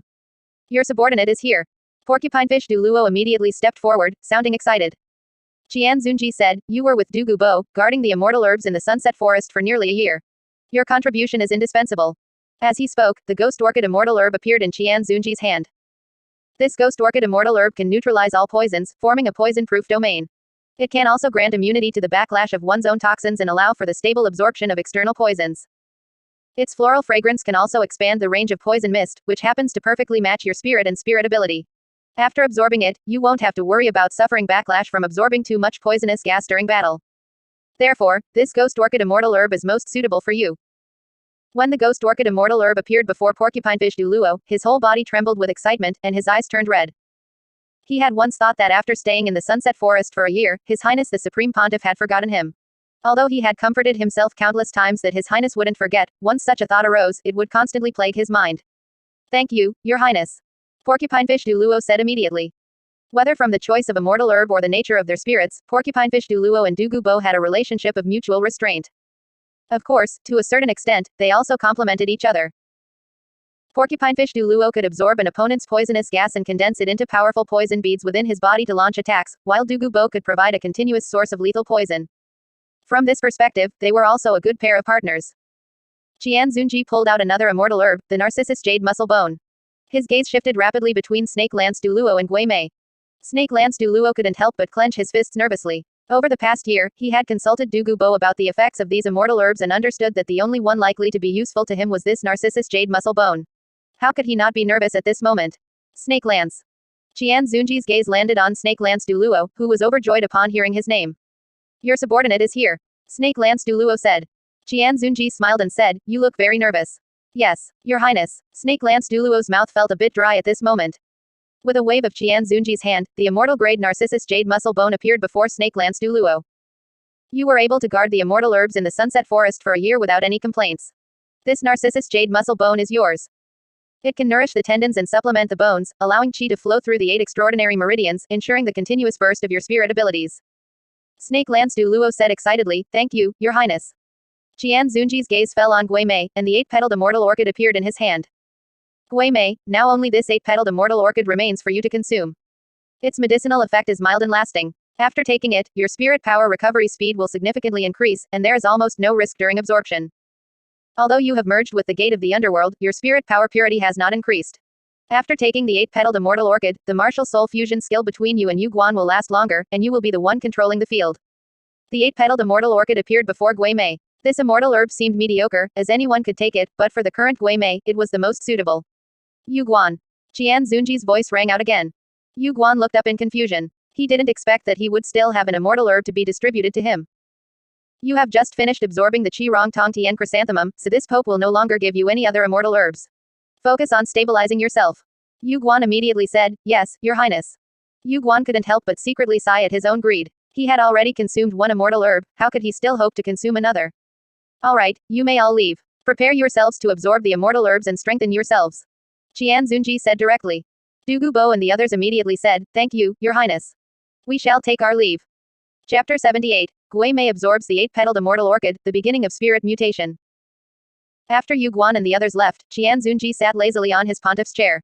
He didn't know how much these immortal herbs could improve the elders under his command, but he didn't regret it. While giving these immortal herbs to the elders of the Hall of Worship could significantly boost the overall top-tier combat power of Spirit Hall, few of those people were at Qian Zunji's disposal. Gold Crocodile Du Luo and the others were all nurtured by the previous Supreme Pontiff and current High Priest, Qian Daoliu. When Qian Daoliu abdicated as Supreme Pontiff and became the High Priest, they received resources from Spirit Hall. After reaching rank 95, they followed Qian Daoliu into the Hall of Worship to become enshrined priests. Currently, the likes of Yu Guan and Gui Mei who followed Qian Zunji were nurtured by him personally. Naturally, they executed Qian Zunji's orders to the end. Even if Qian Daoliu, the High Priest, came, he couldn't drive them at will. If Qian Runshui were to take over the position of Supreme Pontiff in the future, Qian Zunji would take Yu Guan, Gui Mei, and the others directly into the Hall of Worship, or perhaps, create another hall entirely. Thinking this way, night had already arrived, and Qian Zunji finally stood up and walked toward his sleeping quarters. Bibi Dong had been waiting for a long time. When Qian Zunji entered, she immediately stood up and stepped forward to serve him as he changed his clothes. Looking at Bibi Dong's attitude, Qian Zunji understood clearly. "Do you also want to consume an immortal herb?" Qian Zunji asked.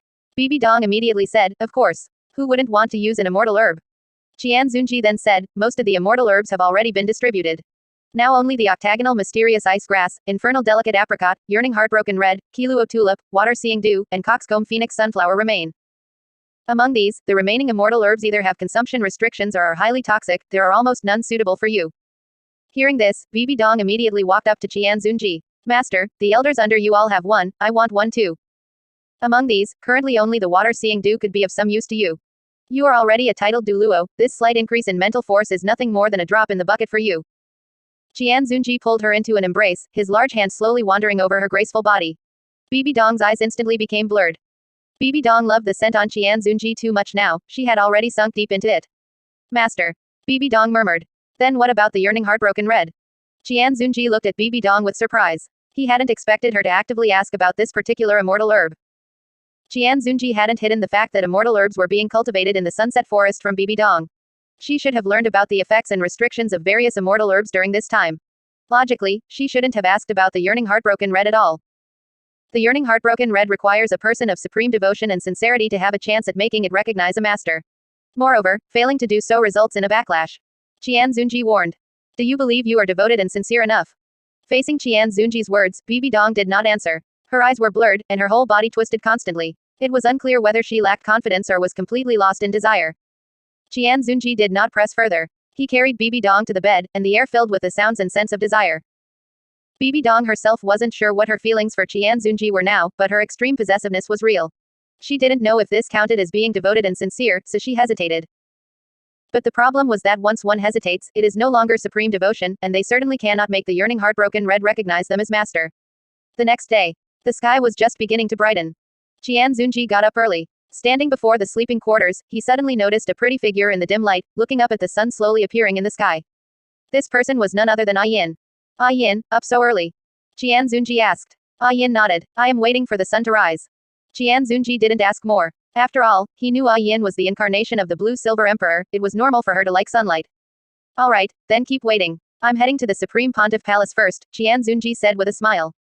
N.A.N said, "Safe travels, Your Highness Supreme Pontiff." Just then, the sun broke through the clouds and fully appeared in the sky. The first rays of morning light shone completely on N.A.N. Feeling the warmth on her skin, a happy smile appeared on her face. Yu Guan walked into the Supreme Pontiff Palace at this time. Gui Mei did not come with him. "This subordinate greets Your Highness Supreme Pontiff," Yu Guan said. Qian Zunji asked, "Is Gui Mei ready to consume the herb?" "Reporting to Your Highness, yes." After a day of adjustment, Gui Mei's state is at its peak, Yu Guan replied immediately. At this moment, the immortal grade 8-petaled immortal orchid floated before Gui Mei. The Gui Mei spirit appeared behind him, his entire body enveloped in black mist. The Gui Mei spirit reached out a hand wreathed in black mist and grabbed the immortal grade 8-petaled immortal orchid. Instantly, black mist diffused wildly in the room, and underworld power climbed up along the way, spreading over the petals of the orchid. In the blink of an eye, the 8-petaled immortal orchid turned entirely black and quickly withered and faded in the hand of the Gui Mei spirit. The pure energy within had been completely absorbed into Gui Mei's body. The gentle medicinal effects circulated continuously within him, repairing all internal damage along the way, and then plunged headlong into Gui Mei's origin power. His originally somewhat depleted foundation origin was now completely filled, even showing signs of overflowing. Gui Mei hastily mobilized his spirit power to control it. At this time, Gui Mei's spirit origin was stimulated, and the Gui Mei spirit behind him became even more dense. His entire body's spirit power began to circulate automatically at this moment. After passing through the spirit origin, the spirit power was significantly purified and compressed. Repeating this process, Gui Mei purified his spirit power tirelessly. He only felt comfortable all over. This feeling was different from when he merged with the gate of the underworld last time. Every purification of spirit power made the Gui Mei spirit behind him clearer by a fraction. As time passed, strands of underworld power appeared within his spirit origin. At this moment, Gui Mei suddenly opened his eyes, and an extremely strong pressure erupted from his body. He looked at his Gui Mei spirit. The spirit had changed from its original illusory state to being solid. Although it was still not like a human's physical body, the change compared to before was massive. The Gui Mei spirit walked to Gui Mei's side and stood with him. If placed in the night, it would be hard to distinguish which was Gui Mei and which was the spirit without looking closely. Gui Mei sized up his own spirit, clicking his tongue in wonder. The purification of spirit power combined with the fusion of underworld power into the spirit origin actually caused such a change. If it continues to change at this rate, will my spirit become a physical entity? Then will my spirit still be a spirit? Gui Mei couldn't figure it out and didn't intend to delve deeper into the question. He withdrew his spirit and walked out of the room. Gui Mei's soul power level did not increase after absorbing the 8-petaled immortal orchid, but his combat power had improved significantly. Chapter 79. Yearning Heartbroken Red Seed, Dugubo and Porcupinefish Duluo prepared to absorb immortal herbs. Yu Guan and Qian Zunji also noticed the commotion caused by Gui Mei, but before they could go out, Gui Mei had already appeared in the Supreme Pontiff Palace. Gui Mei greets Your Highness the Supreme Pontiff. Gui Mei immediately said. Qian Zunji scrutinized Gui Mei, clearly sensing the changes in him. He hadn't expected the mediocre 8-petaled immortal orchid to bring about such significant progress for Gui Mei. It seems the effect is quite good. Qian Zunji said. Gui Mei directly released his spirit, and a humanoid Gui Mei spirit immediately stood in the Supreme Pontiff Palace.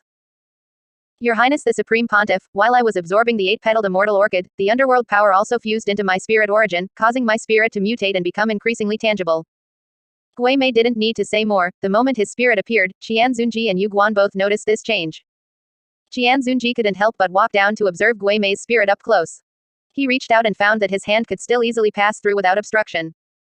Your spirit is currently still between illusory and solid, but it certainly seems to have changed a lot. Qian Zunji said. Can this change be sustained? Gui Mei immediately said, as long as I continue to absorb underworld power and fuse it into my spirit origin, I can continue. Qian Zunji nodded. For now, it seems to be a positive mutation. You can continue to try. If anything feels wrong, stop immediately. This subordinate understands. Gui Mei immediately said. Aside from Yu Guan, Gui Mei was the first among the elders to finish absorbing the immortal herb. This was also thanks to the 8-petaled immortal orchid itself, which had almost no restrictions and could be consumed by anyone. Qian Zunji sat in the Supreme Pontiff Palace for a long time, feeling only vexation. He then walked out the door and, unknowingly, arrived at the newly built flower garden of Spirit Hall. The yearning heartbroken red on the spirit field still swayed, appearing out of place among the ordinary medicinal herbs around it. At this moment, Dugu Bo was meticulously tending to the medicinal herbs in the flower garden, completely unaware of Qian Zunji's arrival. Dugu Bo, why aren't you absorbing the immortal herb? Qian Zunji asked, puzzled. Dugu Bo immediately turned around upon hearing the voice, respectfully saying, Greetings, Your Highness the Supreme Pontiff. Replying to Your Highness the Supreme Pontiff, this subordinate is currently adjusting his state. Only here can my heart calm down. Qian Zunji smiled, what's wrong? Not used to staying in Spirit Hall. Not exactly, I just haven't adapted yet, Dugu Bo replied. Qian Zunji said, you're starting to say things you don't mean. Dugu Bo smiled. He used to dislike socializing and had a reclusive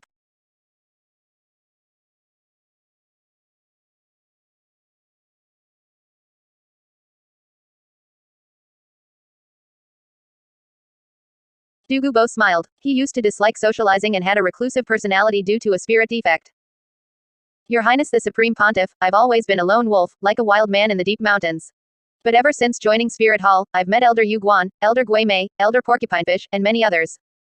Most importantly, there's also Your Highness the Supreme Pontiff. It's not a solution for me to remain reclusive, I still need to integrate into Spirit Hall, it just might take some time. Qian Zunji patted Dugu Bo's shoulder and said, no rush, take your time. A personality you've cultivated for decades can't change in such a short period. Yu Guan and the others understand, and this Pope also understands. Thank you, Your Highness the Supreme Pontiff. Dugu Bo said. Qian Zunji looked at Dugu Bo's emerald vertical pupils and asked, are you not confident in absorbing the immortal herb? A little, Dugu Bo admitted honestly, the immortal herb is too potent, and my Jade Phosphor Serpent Emperor's poison has only just been suppressed. The poison pill has been condensed for less than a year, and I'm worried it might erupt during the absorption process. Qian Zunji said, you must believe in the power of the calamity poison body, and also in your own strength. No, Your Highness the Supreme Pontiff, that's not what I mean. Du Gubo shook his head, my own life and death are actually already beyond my concern. What I'm worried about is the eruption of the toxins in my body, which would definitely implicate the people of Spirit Hall. It was Your Highness the Supreme Pontiff who gave me the hope of rebirth. I don't want to do anything detrimental to Your Highness the Supreme Pontiff or to Spirit Hall. Qian Zunji understood Du Gubo's meaning. Then go to Sunset Forest. You are familiar with that place, and with the suppression of the ice and fire yin-yang well, I believe there won't be any problems. At that time, this Pope will go with you, ready to deal with any emergencies. Du Gubo immediately said, thank you, Your Highness the Supreme Pontiff. This subordinate also had this in mind. I have already communicated with Porcupinefish Du Luo, and we will go to Sunset Forest together then. You are still so thoughtful, Qian Zunji said. Du Gubo understood that Qian Zunji must have given him the immortal herb after careful consideration and certainly wouldn't harm him, otherwise he wouldn't have accepted this immortal herb. At this moment, Bibi Dong walked over, surprised, Master, you're here too. What are you doing here? Qian Zunji asked. Bibi Dong's gaze fell upon the yearning heartbroken red. She murmured, I came to see this yearning heartbroken red. What? Still not giving up? Qian Zunji stepped forward and said. Bibi Dong did not speak, her gaze fixed on the yearning heartbroken red, with only the sound of a gentle breeze remaining. The yearning heartbroken red swayed in the wind, a glimmer of light flashing within its blossoming pistil. The breeze gradually intensified, causing the yearning heartbroken red to sway continuously. Everyone's eyes narrowed. A speck of light fell from the pistil of the yearning heartbroken red. The light flashed and disappeared, but everyone present saw it clearly. What was that? Bibi Dong asked, puzzled. Qian Zunji said, could it be the seed of the yearning heartbroken red? Du Gubo and Yu Guan quickly stepped forward to examine it. They carefully observed the almost imperceptible seed on the spirit field, revealing unconcealed excitement. Du Gubo carefully and cautiously buried the seed into the spirit field, then cleared away the surrounding medicinal herbs before standing up. Your Highness the Supreme Pontiff, it really is the seed of the yearning heartbroken red. It's incredible. Du Gubo exclaimed in admiration. At the speed of the spirit field, in a few more years, another immortal grade yearning heartbroken red might grow. Qian Zunji also hadn't expected such a thing to happen. Was it because the yearning heartbroken red had completely matured? They didn't know. But this was also a good thing for them. In a flash, a few days passed. Du Gubo and Porcupinefish Du Luo adjusted their states to their peak, and under Qian Zunji's lead, they flew towards Sunset Forest. The immortal herb can stimulate potent toxins, while the ghost orchid immortal herb can neutralize all poisons, forming an anti-poison domain. In this sense, these two immortal herbs have a mutually antagonistic relationship. Coupled with the suppression of the ice and fire yin-yang well's ice and fire poisons, Du Gubo and Porcupinefish Du Luo's process of absorbing the immortal herbs would essentially be problem-free. Begin. Qian Zunji said faintly. With Qian Zunji present, even if both of them lost control of their toxins, Qian Zunji could purify them immediately. Chapter 80. Swimming Dragon Playing with a Pearl, Jade Phosphor Serpent Mutation. Thank you for your trouble, Supreme Pontiff Your Highness. Du Gubo and Porcupinefish Du Luo both spoke. They sat cross-legged, their spirit power enveloping the immortal herbs. Their spirits manifested behind them as the Jade Phosphor Serpent and Porcupinefish spirits opened their mouths, greedily absorbing the pure medicinal power of the two immortal herbs. The medicinal power of the immortal herb constantly circulated within Du Gubo's body, and the toxins on the poison pill multiplied the moment they came into contact with the immortal herb. Seeing this, Du Gubo immediately mobilized all his spirit power to compress the proliferating toxins in his body, forcing them to merge into the poison pill. In just the blink of an eye, Du Gubo's hair, which had already turned black, became emerald green once more, and even his body was covered in layers of green poisonous mist. The immortal herb truly lived up to its name as an immortal grade herb, its effects were too powerful. Du Gubo hadn't experienced this kind of situation, where he had to suppress the toxins in his body with all his might, for nearly a year. Yu Guan's brow furrowed as he said, Supreme Pontiff Your Highness, it looks like Du Gubo can't control the surging toxins in his body. The speed at which he suppresses and absorbs is not as fast as the speed at which the toxins are surging. Gui Mei also said. Qian Zunji's hands, clasped behind his back, clenched slightly. The effect triggered by the immortal herb touching the poison pill was indeed unexpected. Just then, the ghost orchid immortal herb absorbed by Porcupinefish Du Luo suddenly emitted light, forming a poison-proof domain directly between him and Du Gubo, excluding the poisonous gas. But more and more poisonous gas spread from Du Gubo's body, gradually forming a vortex between the two. Stimulated by the immortal herb, Du Gubo's poisonous gas surged continuously and soon enveloped Porcupinefish Du Luo. If it weren't for the ghost orchid immortal herb's poison-proof domain, Porcupinefish Du Luo would likely have found it difficult to resist such a massive amount of toxins. The massive toxins and the poison-proof domain constantly entangled. A powerful surge of spirit power erupted from both Du Gubo and Porcupinefish Du Luo. Under the shocked gazes of Qian Zunji and the others, the massive toxins and the poison-proof domain began to erode and clash with each other. The poisonous mist barrier over the entire sunset forest was stirred at this moment. The ice and fire poison above the ice and fire yin-yang well also joined the fray, entangling with Dugu Bo's massive toxins and Porcupinefish Duluo's poison-proof domain.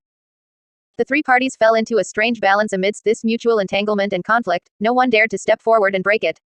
Dugu Bo finally had a moment to breathe. He activated the poison pill in his body, frantically absorbing the spreading toxins. The poison pill expanded circle after circle at a speed visible to the naked eye. If Dugu Bo continues to absorb like this, the poison pill might lose control first.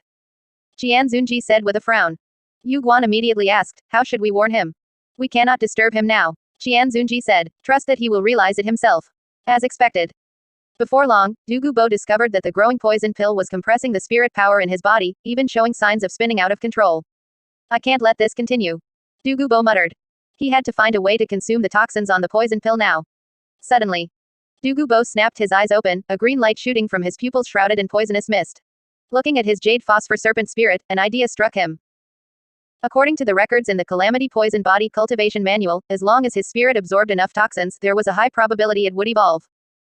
Since he had formed the poison pill, Dugu Bo had been trying to merge the poison pill with the jade phosphor serpent spirit, but progress was extremely slow.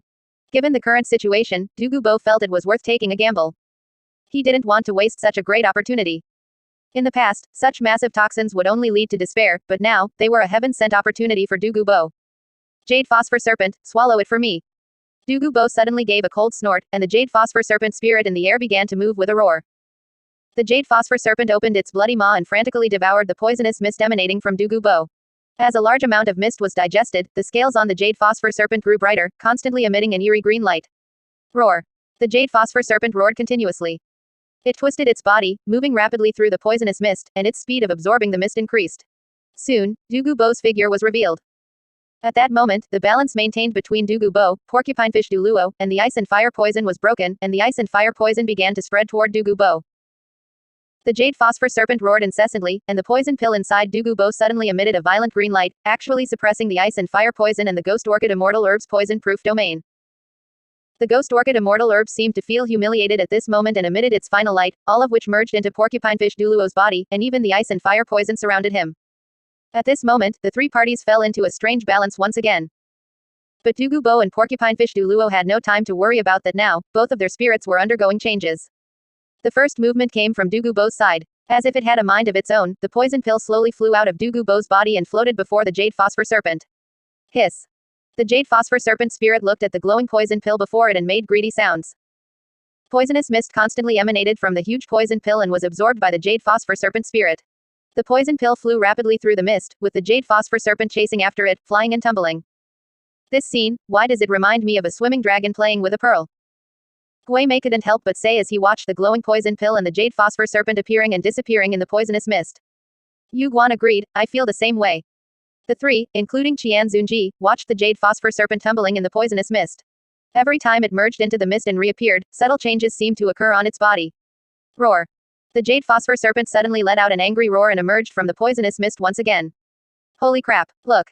Yu Guan said in surprise. Qian Zunji also noticed the difference in the jade phosphor serpent. At some point, two horns had actually grown on the jade green serpent king's head, and even the head itself was undergoing a massive change, becoming extremely oppressive. It's not actually going to turn into a dragon, is it? Gui Mei said in disbelief. As he spoke, he glanced at Yu Yuanjun, who was waiting not far away. If a poisonous dragon really appeared, what would Yu Yuanjun's expression be? At this moment, Yu Yuanjun's heart was also shaking violently. He stared fixedly at the jade phosphor serpent. Everything that happened today simply overturned his understanding. He had thought that spirit mutations only happened during awakening. Who would have thought this was possible? It's not a dragon. Qian Zunji spoke up. Chapter 81, Billowathorn Poison Jiao and Ice Fire Porcupinefish. If it's not a dragon, then what is it? Yu Guan asked in confusion. Gui Mei watched the changes in the jade phosphor serpent closely and said, it indeed looks a bit different from a dragon. It's a jiao. Qian Zunji watched the jade phosphor serpent churning within the poisonous mist, it was transforming into a jiao. Roar, roar, roar. When the jade phosphor serpent roared and emerged from the poisonous mist again, its head retained only a small portion of its serpent features, with the rest having transformed into draconic features. Even the scales on its body had turned into dragon scales at this moment. Right then. The jade phosphor serpent swallowed the poison pill in front of it in one gulp, and its entire body completed the mutation at this final moment. Its ferocious jiao face roared toward the sky, and its dragon might manifested at this moment, proving to be not much weaker than the pressure given off by the blue lightning tyrant dragon. Ha ha ha ha, how refreshing. Dugubo suddenly shouted.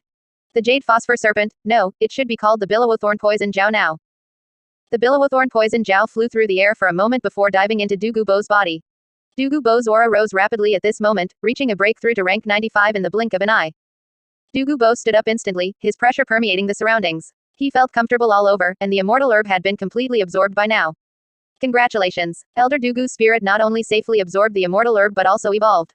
Truly a joyous occasion. Yu Guan cupped his hands. Dugubo said, I still have to thank His Highness the Supreme Pontiff. If not for His Highness, I would probably still be suffering from the poison's intrusion. It seems something is changing on Porcupinefish's side too. Gui Mei spoke up.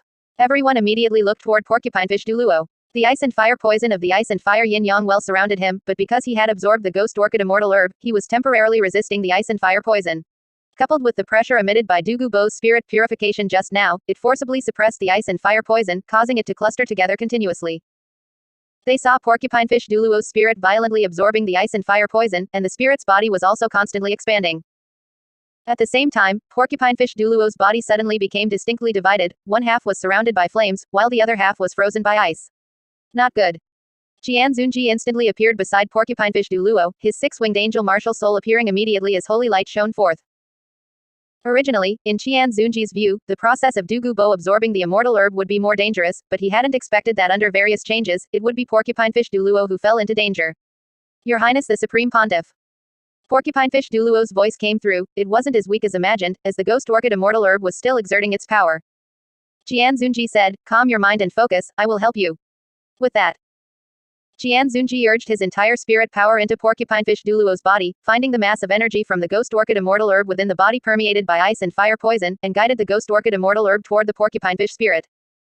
Porcupinefish Duluo was also urging his spirit power with all his might, suppressing the twin poisons of ice and fire. Dugubo became nervous at this time. Originally, Porcupinefish Duluo's absorption of the ghost orchid immortal herb within Spirit Hall wouldn't have met with such an accident, he had only come to the ice and fire yin-yang well for Dugubo's sake. If something happened to Porcupinefish Duluo, Dugubo would never be at peace for the rest of his life. It's fine. With His Highness the Supreme Pontiff taking action, Porcupinefish will be alright, Yu Guan comforted him. Dugubo nodded. I hope so.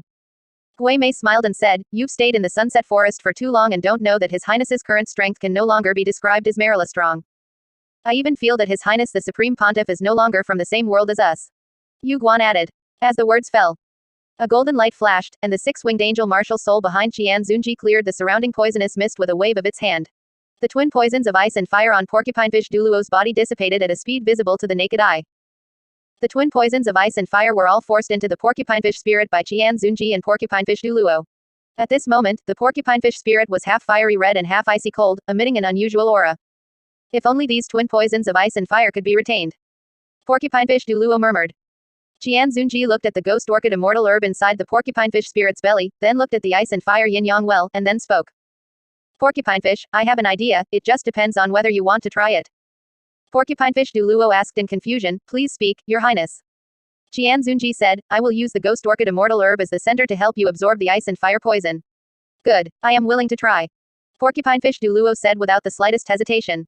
Qian Zunji immediately went into action. The sacred golden light continuously compressed the ice and fire poisons within the Porcupinefish spirit's body, quickly stabilizing them and reaching a steady balance with the ghost orchid immortal herb. However, under the purification of the ghost orchid immortal herb, the ice and fire poisons were dissipating bit by bit, simply because the ice and fire poisons had no origin, like rootless duckweed. If this continued, the ice and fire poisons in Porcupinefish's body would completely dissipate before long. Thinking of this, Qian Zunji looked at the ice and fire yin-yang well. With a reach of his hand, 2 drops of the ice and fire poison's origin slowly rose from within the ice and fire yin-yang well, appearing before Qian Zunji wrapped in spirit power. Qian Zunji drew a circle with both hands, using Porcupinefish Duluo's spirit origin as a boundary to encircle the twin poisons of ice and fire. Then, his golden spirit power carved a clear dividing line between the twin poisons. The ice and fire poison origins were then swallowed into the Porcupinefish spirit's body, appearing above the twin poisons under Qian Zunji's guidance. A yin-yang fish composed of the twin poisons of ice and fire formed at this moment. Qian Zunji did not stop yet. Under the urging of his golden spirit power, that massive ghost orchid immortal herb energy actually took root and sprouted within the twin poisons, incredibly growing out in an energy form. Only now did Qian Zunji's movements finally come to a halt. Porcupinefish Duluo slowly opened his eyes and exhaled a breath of turbid air, falling into shock as he looked at the red and white divided Porcupinefish spirit before him. It actually succeeded. Porcupinefish Duluo murmured. Although porcupinefish Duluo's poison wasn't weak, it hadn't been outrageously strong either. But it was different now. After fusing with the twin poisons of ice and fire, his toxins were now among the best on the entire continent. Qian Zunji spoke up, Porcupinefish, you can be considered to have turned a disaster into a blessing this time. I have already fused the origins of the ice and fire poisons into your spirit. You only need to nourish them with spirit power and gradually fuse the ice and fire poison origins with your spirit origin. Perhaps you might even obtain the ultimate power of ice and fire. Porcupinefish Duluo said excitedly, thank you for your favor, your highness. Alright, cultivate well, Qian Zunji said. The changes in Porcupinefish Duluo were also something he hadn't expected. It was the collision of various coincidences that formed Porcupinefish Duluo's opportunity and destiny. Dugu Bo breathed a sigh of relief and said, it's great that you're all right. Ha ha ha ha, it's all thanks to you calling me to the ice and fire yin yang well, otherwise how could I have obtained such an opportunity? Porcupinefish Duluo laughed loudly. Opportunity is always accompanied by risk. Chapter 82, Yiting Yu requests an immortal herb, those legs are truly top tier. Although Porcupinefish said this, Dugu Bo still felt bad. If Qian Zunji hadn't stepped in today, let alone an opportunity, Porcupinefish might not have even kept his life. Dugu Bo looked at Porcupinefish Duluo with guilt, and Porcupinefish Duluo spoke up helplessly. Dugu Bo, don't make that face. Everyone is happy now, aren't they? Porcupinefish Duluo laughed heartily. To the side, Yu Yuanjun personally watched as those following Qian Zunji all obtained significant opportunities and grew stronger rapidly. It would be a lie to say his heart remained unmoved. Even though he was once so arrogant as to be peerless and would rather die than submit, he couldn't help but admire Qian Zunji now. His Highness the Supreme Pontiff is truly generous to his subordinates. Since the immortal herb has been absorbed, it's time for us to head back. Qian Zunji said. As his voice fell, Yu Yuanjun and the others subconsciously unleashed their martial soul true bodies and consciously pulled the dragon carriage over. Seeing the change in them, a smile curled at the corner of Qian Zunji's mouth. He then boarded the dragon carriage and flew toward the direction of Spirit Hall, with Dugu Bo and the others immediately guarding the carriage's flanks. The change in Yu Yuanjun and the others was within Qian Zunji's expectations. After all, he had let Yu Yuanjun witness the process of his subordinate elders obtaining opportunities with his own eyes. If Qian Zunji had placed the benefits directly in front of Yu Yuanjun might have thought Qian Zunji was trying to curry favor with him, hoping he would join Spirit Hall, which might have instead caused Yu Yuanjun to put on airs. But now it was different. Qian Zunji let Yu Yuanjun watch with wide open eyes. Even if Yu Yuanjun were a chaste widow, he wouldn't be able to hold out for long against such an unimaginably massive financial offensive. It was already evening by the time they returned to Spirit Hall. Qian Zunji simply went straight back to his sleeping quarters. As for the affairs of the Supreme Pontiff Palace, Bibi Dong could handle them. When the sun rose, Qian Zunji slowly opened his eyes. Bibi Dong was lying beside him, hugging him tightly as if afraid he would run away. Qian Zunji pushed Bibi Dong off him, got out of bed, and stretched his limbs. Your Highness the Supreme Pontiff, Yiting Yu, the head of the Nine-Heart Begonia family, requests an audience. As soon as Qian Zunji walked into the Supreme Pontiff Palace, he heard the guard's report. He couldn't help but feel puzzled. He didn't know what Yiting Yu was doing here. Let her in, Qian Zunji said. A moment later, Yiting Yu appeared in the Supreme Pontiff Palace and said respectfully, Yiting Yu, head of the Nine-Heart Begonia family, greets Your Highness the Supreme Pontiff. Clan head Yi, long time no see, Qian Zunji said. Yiting Yu said, it hasn't been that long. We saw each other at Qian Renzu's full moon banquet. Ha ha ha, speak up then. Since clan head Yi took the initiative to come, it surely isn't just to reminisce with this pope. Qian Zunji asked. Hearing this, Yiting Yu said, as expected, nothing can be hidden from Your Highness the Supreme Pontiff. I learned earlier that the immortal herb guarded by Your Highness has matured, so I have come today hoping to obtain one. Qian Zunji nodded. Yiting Yu's explanation was exactly as he had guessed. Basically every major power knew about his harvest of immortal herbs, but the only one who dared to come and ask was probably Yiting Yu. Tell me, which immortal herb is it? Qian Zunji asked. Yiting Yu immediately said, the immortal grade water-seeing dew. So it's that one, Qian Zunji said. According to his understanding, when the Nine-Heart Begonia spirit performs healing spirit abilities, it consumes not only spirit power but also mental force. Furthermore, the range of its healing abilities is significantly related to the spirit master's own mental force. While the mental force increase from the water-seeing dew didn't have much effect on spirit masters at the titled Duluo level like them, it provided a significant boost for low to mid-tier spirit masters. I wonder, for whom are you requesting it? Qian Zunji asked again. Yiting Yu said, in response to Your Highness, for myself. Qian Zunji smiled and said, if you are here as the head of the Nine-Heart Begonia family, this pope can only say sorry, I cannot give it to you. And if I am here in a private capacity? Yiting Yu was not stupid and naturally understood the meaning behind Qian Zunji's words. Qian Zunji said, then this pope can certainly consider it. Your Highness, there isn't actually any difference between the two. Yiting Yu smiled. Jian Zunji said calmly, if you come as the head of the Nine-Heart Begonia family, I must consider the relationship between Spirit Hall and the Nine-Heart Begonia clan, as well as the consequences of giving away this immortal herb. But if you come in a private capacity, I only need to consider the relationship between us, and whether you are worth this immortal grade water-seeing dew. Yiting Yu took a step forward and said, then I wonder if your highness thinks I am worth it. Jian Zunji looked Yiting Yu up and down and said intentionally, appearance, upper middle. Figure, upper middle. These legs are truly top tier, long and straight. Listening to Jian Zunji's words, Yiting Yu's cheeks instantly turned red. In all her years, this was the first time someone had dared to evaluate her figure and look so bluntly to her face. And what the hell was upper middle? Had he never seen a beautiful woman before? However, you carry an air of heroism about you, valiant and heroic, would be an understatement. Therefore, all things considered, my evaluation of you is exquisite. Jian Zunji spoke to himself, as if he hadn't seen Yiting Yu's expression. But, whether you are worth this immortal herb or not, I don't look at those things. Yiting Yu suddenly raised her head, her beautiful eyes staring intently at Jian Zunji. If you don't look at those things, why the hell were you evaluating them? She wanted to lash out, but this was Spirit Hall, and the guy above her commenting on her was the Supreme Pontiff. Forget it. She would endure. Jian Zunji looked at Yiting Yu's teeth-gritting expression and knew it was enough. If he said any more, she might actually get angry. What I look at is you as a person. You are worth this immortal grade water-seeing dew. With that said, Jian Zunji took out a jade box containing the water-seeing dew and placed it in front of Yiting Yu. Inside this is the water-seeing dew. At this moment, Yiting Yu couldn't care less about her embarrassment.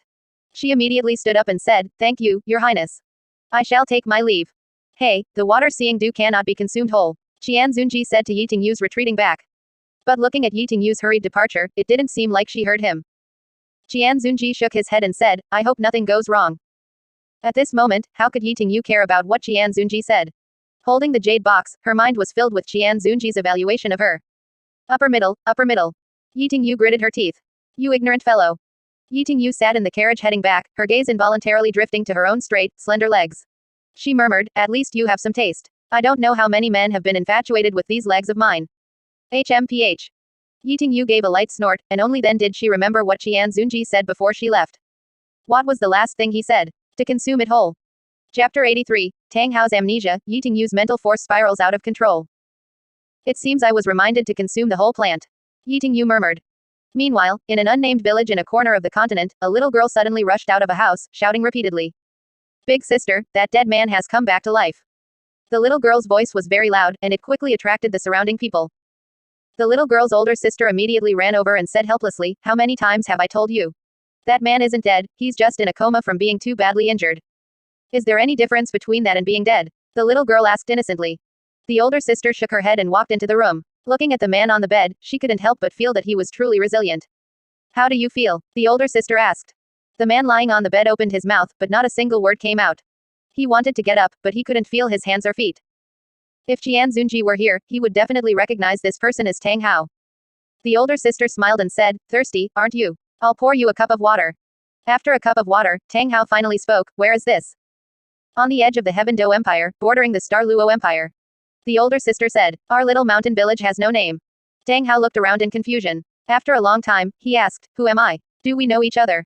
The older sister froze. She hadn't expected the man before her to have amnesia, unable to even remember his own name. Oh, this dead man is a fool. The little girl suddenly spoke up from the side, curiously sizing up this fellow who had been lying in her house for over a month. Don't cause trouble. The older sister glared at her younger sister, then turned back to look at Tang Hao. Why don't you think about it some more? See if you can remember anything. By the way, I fished you out of the river. This medallion was hanging by your side the whole time. As she spoke, the older sister placed the medallion before Tang Hao's eyes. Tang Hao studied it carefully. The medallion didn't seem to be made of gold or jade. It was about the size of a palm. On the front, a giant hammer binding with dragon patterns was carved, with 7 star points on the hammerhead. On the back, the words, Clear Sky, were carved, with brush strokes as sharp as if they were hewn by knives and axes. Clear Sky. Tang Hao's brow furrowed. Fragments of blank memories flashed through his mind. He only remembered being very angry, very regretful, and very powerless. Clear sky. Tang Hao kept murmuring. His body began to twitch involuntarily, and his eyes became bloodshot. He was experiencing unbearable pain. Ah! Tang Hao suddenly let out a cry of agony. Blood gushed from his mouth, and he lost consciousness once again.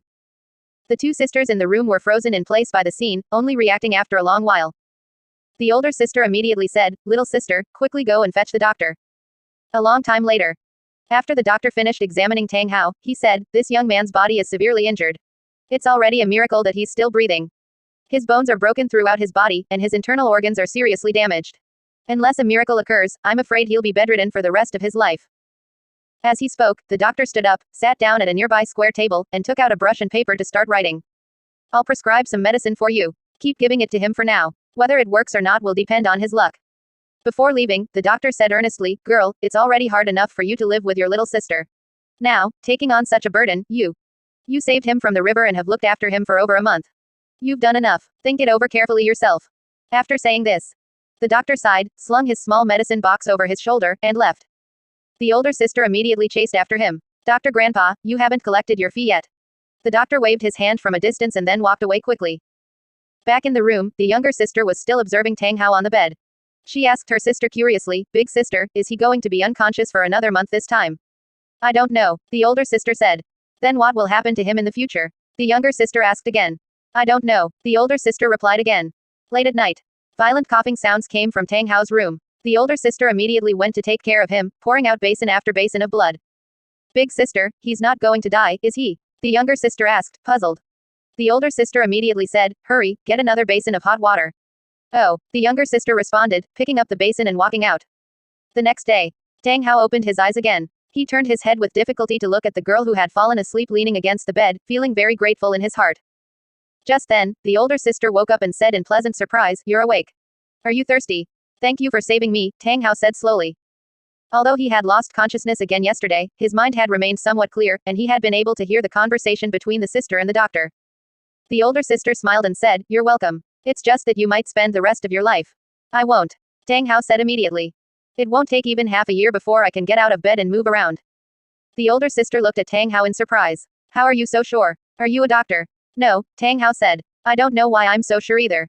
Alright, I have to go out and work now. The older sister said. Little sister, you take care of him. Don't just play around, okay. After settling everything, the older sister finally left. Lying on the bed, Tang Hao slowly closed his eyes and subconsciously began to circulate the spirit power within his body to heal himself. Are you going to fall unconscious again? The younger sister's voice came. No, I'm healing myself. Tang Hao opened his eyes and said. How can you heal without drinking medicine? The younger sister was even more puzzled. Can you heal just by sleeping? Tang Hao smiled. I don't know how to explain it either. Maybe when I get my memory back, I'll be able to tell you. As he spoke, Tang Hao closed his eyes again and struggled to circulate the little spirit power remaining in his body. The younger sister watched him curiously, feeling that it was no different from sleeping. A few days later, Tang Hao's condition had clearly improved a lot, and his complexion had become ruddy. So sleeping really can heal injuries. The younger sister exclaimed in surprise. Meanwhile, people from the 9-Heart Begonia clan appeared hurriedly at the spirit hall. They said anxiously, please announce my arrival. I am from the 9-Heart Begonia clan, and I have a matter of life and death to request an audience with the Supreme Pontiff Your Highness. In the blink of an eye, the person was brought before Qian Zunji. What happened to the 9-Heart Begonia clan? Qian Zunji asked in confusion. The person immediately said, please, Supreme Pontiff Your Highness, save the family head. She consumed the entire immortal grade water seeing dew at once, and her mental force has spiraled out of control. I'm afraid her life is in danger. What? She consumed the whole thing? Qian Zunji said in surprise. He had specifically warned Yi Tingyu not to consume the whole plant at once, but she hadn't listened at all. Now was not the time for anything else. Qian Zunji immediately boarded his dragon carriage and headed for the 9-Heart Begonia residence. Chapter 84. You should be glad I'm a man. The 9-Heart Begonia clan's headquarters was located in an unnamed deep mountain, surrounded by mountains and dense forests, making it extremely well hidden. When Qian Zunji appeared above the 9-Heart Begonia headquarters, he felt an extremely violent mental force raging, wave after wave, forcing everyone nearby to stay away. Qian Zunji jumped straight down from the dragon carriage and landed steadily in front of Yi Tingyu's room. Under the surprised gazes of those around him, he walked into the room as if unaffected. Is this His Highness the Supreme Pontiff? Is his strength actually this great? We couldn't even take a step closer, yet His Highness the Supreme Pontiff is so relaxed. No wonder the clan head asked His Highness the Supreme Pontiff to come when she lost control. The Supreme Pontiff is here, the clan head is saved. Everyone couldn't help but marvel inwardly. Inside the room, Yi Tingyu was curled up on the floor, clutching her head in pain. Her veins were bulging all over her body, and her eyes were bloodshot. Qian Zunji stepped forward, his hand covered in golden spirit power. He gently pressed it onto the top of her head, continuously smoothing out the violent mental force in Yi Tingyu's mind. Only now did Yi Tingyu feel a bit better. I specifically instructed you that the water-seeing dew cannot be consumed as a whole plant. You didn't listen at all, Qian Zunji said. Yi Tingyu gritted her teeth and said, you clearly said it should be consumed as a whole plant. Qian Zunji smiled and said, what on earth were you thinking? How could you mishear something so important? Yiting Yu immediately shut her mouth. She couldn't very well say she had been dazed while thinking about Qian Zunji's evaluation of her, causing her to miss a few words, could she? Anyway, it's all your fault, Yiting Yu said crossly. Hearing her words, Qian Zunji also felt a mischievous thought. Since it was all his fault, wouldn't it be a waste not to do something bad to her? Just then, Qian Zunji relaxed for a moment, and Yiting Yu's suppressed mental force instantly went wild, causing her entire body's spirit power to riot immediately. Only a bang was heard. The clothes on Yiting Yu's body were instantly shredded, exposing her beautiful body to the air. But at this moment, she had no time to worry about that and could only focus all her strength on channeling her mental force. Qian Zunji immediately suppressed her violent mental force again while sizing up Yiting Yu's body. I really couldn't tell. You're quite well endowed. Qian Zunji's voice reached Yiting Yu's ears, and her already flushed cheeks turned so red they could almost drip blood. Yiting Yu said in shame and anger, you did that on purpose. Even the best can make mistakes, how could I have done it on purpose? Qian Zunji laughed. Yiting Yu was thus completely exposed before Qian Zunji. Primarily, Qian Zunji hadn't expected it to be so thorough. He had originally only wanted to tease Yiting Yu a bit, but since things had come to this, he might as well look. Qian Zunji deliberately slowed down. As time passed, Yiting Yu's violent mental force was smoothed out with his help, and the entire immortal-grade water-seeing dew was fully absorbed by her. Still looking. Yiting Yu glared at Qian Zunji and immediately got up to rummage for her clothes. Qian Zunji's direct gaze didn't waver at all as he said plainly, with such a beautiful body placed before my eyes, if I don't look, am I still a man? Sophistry. Yiting Yu said in shame and anger. But the more flustered she became, the more she couldn't find her clothes, making her even more ashamed. She could only keep pacing back and forth in front of Qian Zunji in her current state. I told them not to change the location of my clothes randomly, but those guys forgot again. Yiting Yu said crossly. Qian Zunji sat directly on a chair and said indifferently, no rush, take your time. I have plenty of time. HMPH. I didn't expect the dignified Supreme Pontiff to be like this in private. Yiting Yu grumbled coquettishly. Qian Zunji said, you can't even find your own clothes in your own room, and that's my fault too. Yiting Yu immediately said, I already said the servants just finished tidying my room. Then is that my fault too? Qian Zunji said innocently. Yiting Yu was so angry she stomped her feet. She could only continue looking for her clothes in the room, but soon she felt like the sky was falling. Her clothes were actually right where she had looked the first time. The servants hadn't changed the location after receiving her orders, it was just that she had lost her composure under Qian Zunji's gaze, her mind becoming muddled, and she hadn't seen clearly. In other words, she had paced around in front of Qian Zunji for nothing all this time. Qian Zunji also noticed the situation and smiled. Found your clothes. Isn't that the first place you looked? I see. You did it on purpose. Clan Head Yi is truly a great person. Yiting Yu turned her head angrily and gritted her teeth. Bullshit. You're talking bullshit. Many thanks, Clan Head Yi. Qian Zunji cupped his hands. Clan Head Yi is generous. Yiting Yu clenched her fists, finally turned her head away, and took deep breaths. She quickly found her clothes, put them on, and glared at Qian Zunji huffily. You. Yiting Yu pointed at Qian Zunji but couldn't say anything for a long time. She was the one who invited him, she was the one who misheard him, and she was the one who couldn't find her clothes for half a day. Who could she even complain to? Qian Zunji stood up and said, you should be glad I'm a man, otherwise, given your situation just now, tisk tisk.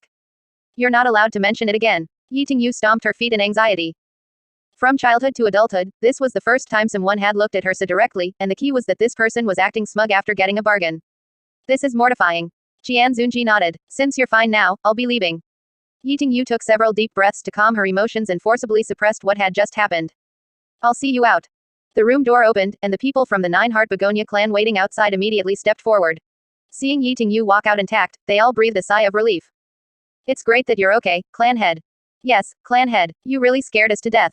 Wait, how do I remember that the clan head wasn't wearing these clothes today? Hiss, now that you mention it, I seem to remember. Hearing the people around being led astray, Yiting Yu immediately said, everyone, it's getting late, and His Highness the Supreme Pontiff needs to return. Let's not crowd here.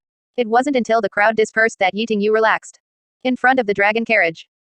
Seeing Qian Zunji approach, Yu Yuanjun and the others immediately used their martial soul true bodies and waited for him. Although Yiting Yu had heard that Qian Zunji had subdued the Blue Lightning Tyrant Dragon clan and made Yu Yuanjun and the others pull the carriage, this was her first time seeing it. How? Want to come up and sit for a bit? Qian Zunji asked. Yiting Yu waved her hands repeatedly. No, no, no. A carriage pulled by one titled Duluo and 9 spirit Duluo level spirit masters, Qian Zunji, might be able to sit in it, but I, Yiting Yu, wouldn't dare. Chapter 85. Master, I can die for you, and I can kill everyone for you. Qian Zunji left immediately, and only after the dragon carriage disappeared from Yiting Yu's sight did she turn back to her room. At the thought of today's experience, Yiting Yu felt her whole body burning. She collapsed onto the bed in shame and annoyance, looking like a young girl in the throes of love. On the other side, inside Spirit Hall, Qian Zunji had just returned to his sleeping quarters when Bibi Dong pounced on him. Her originally smiling face changed instantly. She smelled the scent of a woman on Qian Zunji. Master, who did you go to see? Bibi Dong asked. Qian Zunji smiled and said, what? Do I need to report to you whenever I see someone? You are mine. You cannot have contact with other women. Bibi Dong immediately hugged Qian Zunji and said. Qian Zunji pulled Bibi Dong away and said coldly, you are managing too much. Master. Bibi Dong immediately pounced again. No matter what she can give you, I can give it to you too. I only want you to belong to me. Qian Zunji looked at Bibi Dong. How had she become such a yandere now? She even dared to say words about exclusive possession. Bibi Dong took Qian Zunji's hand and placed it on her chest, letting him feel her heartbeat. Master, I can die for you, and I can kill everyone for you. Bibi Dong's tone was firm as she spoke, without hysteria or emotional loss of control, as if she were saying a perfectly normal sentence. Qian Zunji looked directly at Bibi Dong, and her gaze did not flinch in the slightest as she stared back at him. You are mine. Bibi Dong said again. Qian Zunji suddenly sneered and pinned Bibi Dong against the wall. With a rip sound of cloth being torn, Qian Zunji forcefully took Bibi Dong. Bibi Dong enjoyed this feeling. She turned her head, grabbed Qian Zunji's hand, and placed it on her neck, signaling him to use force. By now, Qian Zunji was a bit dazed. Was he punishing Bibi Dong, or was he rewarding her? Although the current Bibi Dong hadn't blackened yet, Qian Zunji felt she was even more troublesome than if she had. On the bed, Qian Zunji said, get up here. Bibi Dong immediately flipped over and got on top, venting her feelings wantonly. At this moment, Bibi Dong no longer treated Qian Zunji as her master. After a night passed, Qian Zunji woke up late today, which was rare. Last night, Bibi Dong acted as if her life didn't matter, swearing to make Qian Zunji lose his energy for other women. When Qian Zunji left the sleeping quarters, Bibi Dong slowly opened her eyes. She lay on the bed, not continuing to sleep.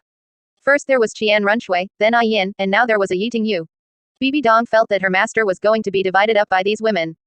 She had a great sense of crisis. She would absolutely not allow such a thing to happen. But under Qian Zunji's nose, she couldn't do anything. As the days passed, Bibi Dong exhausted herself every day trying to drain Qian Zunji, but he acted like nothing was wrong and remained full of energy. Qian Zunji naturally knew Bibi Dong's thoughts, but with his current soul power level and physique, he could handle it even if 10 more of her came. One day, Yiting suddenly arrived and happened to meet Bibi Dong on the way to the Supreme Pontiff Palace. Although Bibi Dong didn't say anything to Yiting could see hostility in her eyes, naked hostility. It was the kind of vigilant gaze that warns others not to touch one's own man. Yiting knew about the matters between Qian Zunji and Bibi Dong, but wasn't it rumored among the major powers that Bibi Dong was being forced? Why was Bibi Dong showing hostility toward her? Could it be that they were all rumors? Yiting couldn't figure it out and didn't bother to think about it. When Yiting was leaving, Bibi Dong was standing there waiting for her, blocking her path. Your Highness Holy Maiden, do you have some business? Yiting asked. Bibi Dong said coldly, you had better stay away from my master. I don't quite understand your Highness Holy Maiden's meaning, Yiting said with a smile. Bibi Dong's voice became even colder. You had better understand my meaning, otherwise, I don't know what I might do. Is your Highness Holy Maiden threatening me? As the clan head of the Nine-Heart Begonia clan, Yiting naturally would not be intimidated by a sentence or two. Bibi Dong said, no, it's a piece of advice. After saying that, Bibi Dong turned and left, while Yiting frowned as she watched Bibi Dong's back.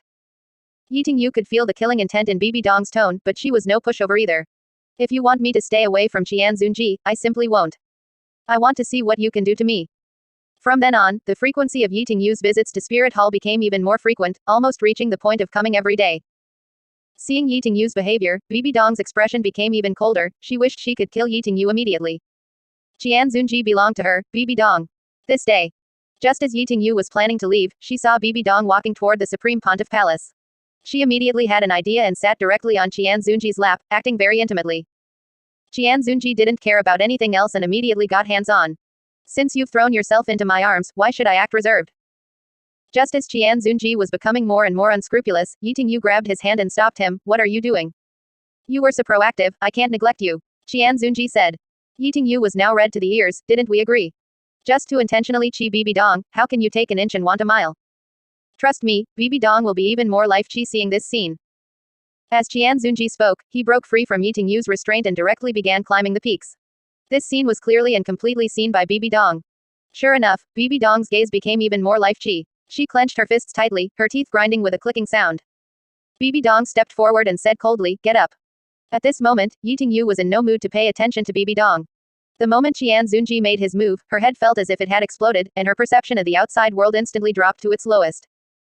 There was only her own heavy and rapid breathing in her ears, all other sounds seemed to be blocked out at this moment. Seeing that Yi Tingyu made no movement and remained sitting on Qian Zunji, Bibi Dong became even angrier. Meanwhile, Qian Zunji became even bolder and began unbuttoning Yi Tingyu's clothes. Bibi Dong pulled Yi Tingyu up and glared at her. It seems you not only ignored my words but have even taken it further. Ah, what did you say? A long while later, Yi Tingyu finally regained her senses, not having heard Bibi Dong's words clearly. Bibi Dong gave a cold snort and sat directly on Qian Zunji, displaying even bolder movements than Yi Tingyu had just now, making Yi Tingyu's head explode with a bang once again. You guys carry on, I'm leaving. Chapter 86, Yu Xiaogang, Erlong, let's get married. Bibi Dong sat on Qian Zunji's lap, watching Yi Tingyu's departing figure, her killing intent continuously gathering. At some point, Qian Zunji's hand climbed up her neck and gripped it fiercely. He whispered in Bibi Dong's ear, you cannot make a move against Yi Tingyu, do you understand? Bibi Dong's face, flushed from difficulty breathing, slowly tilted up as she looked at Qian Zunji obsessively, savoring the wonderful sensation of blood rushing to her brain. Seeing that Bibi Dong was about to lose consciousness, only then did Qian Zunji let go. Hey. Bibi Dong breathed in fresh air in large gulps, but her grip on Qian Zunji's hand did not loosen in the slightest. Time flew by. Today's check-in completed. Soul power level +1. Host's current soul power level is rank 692.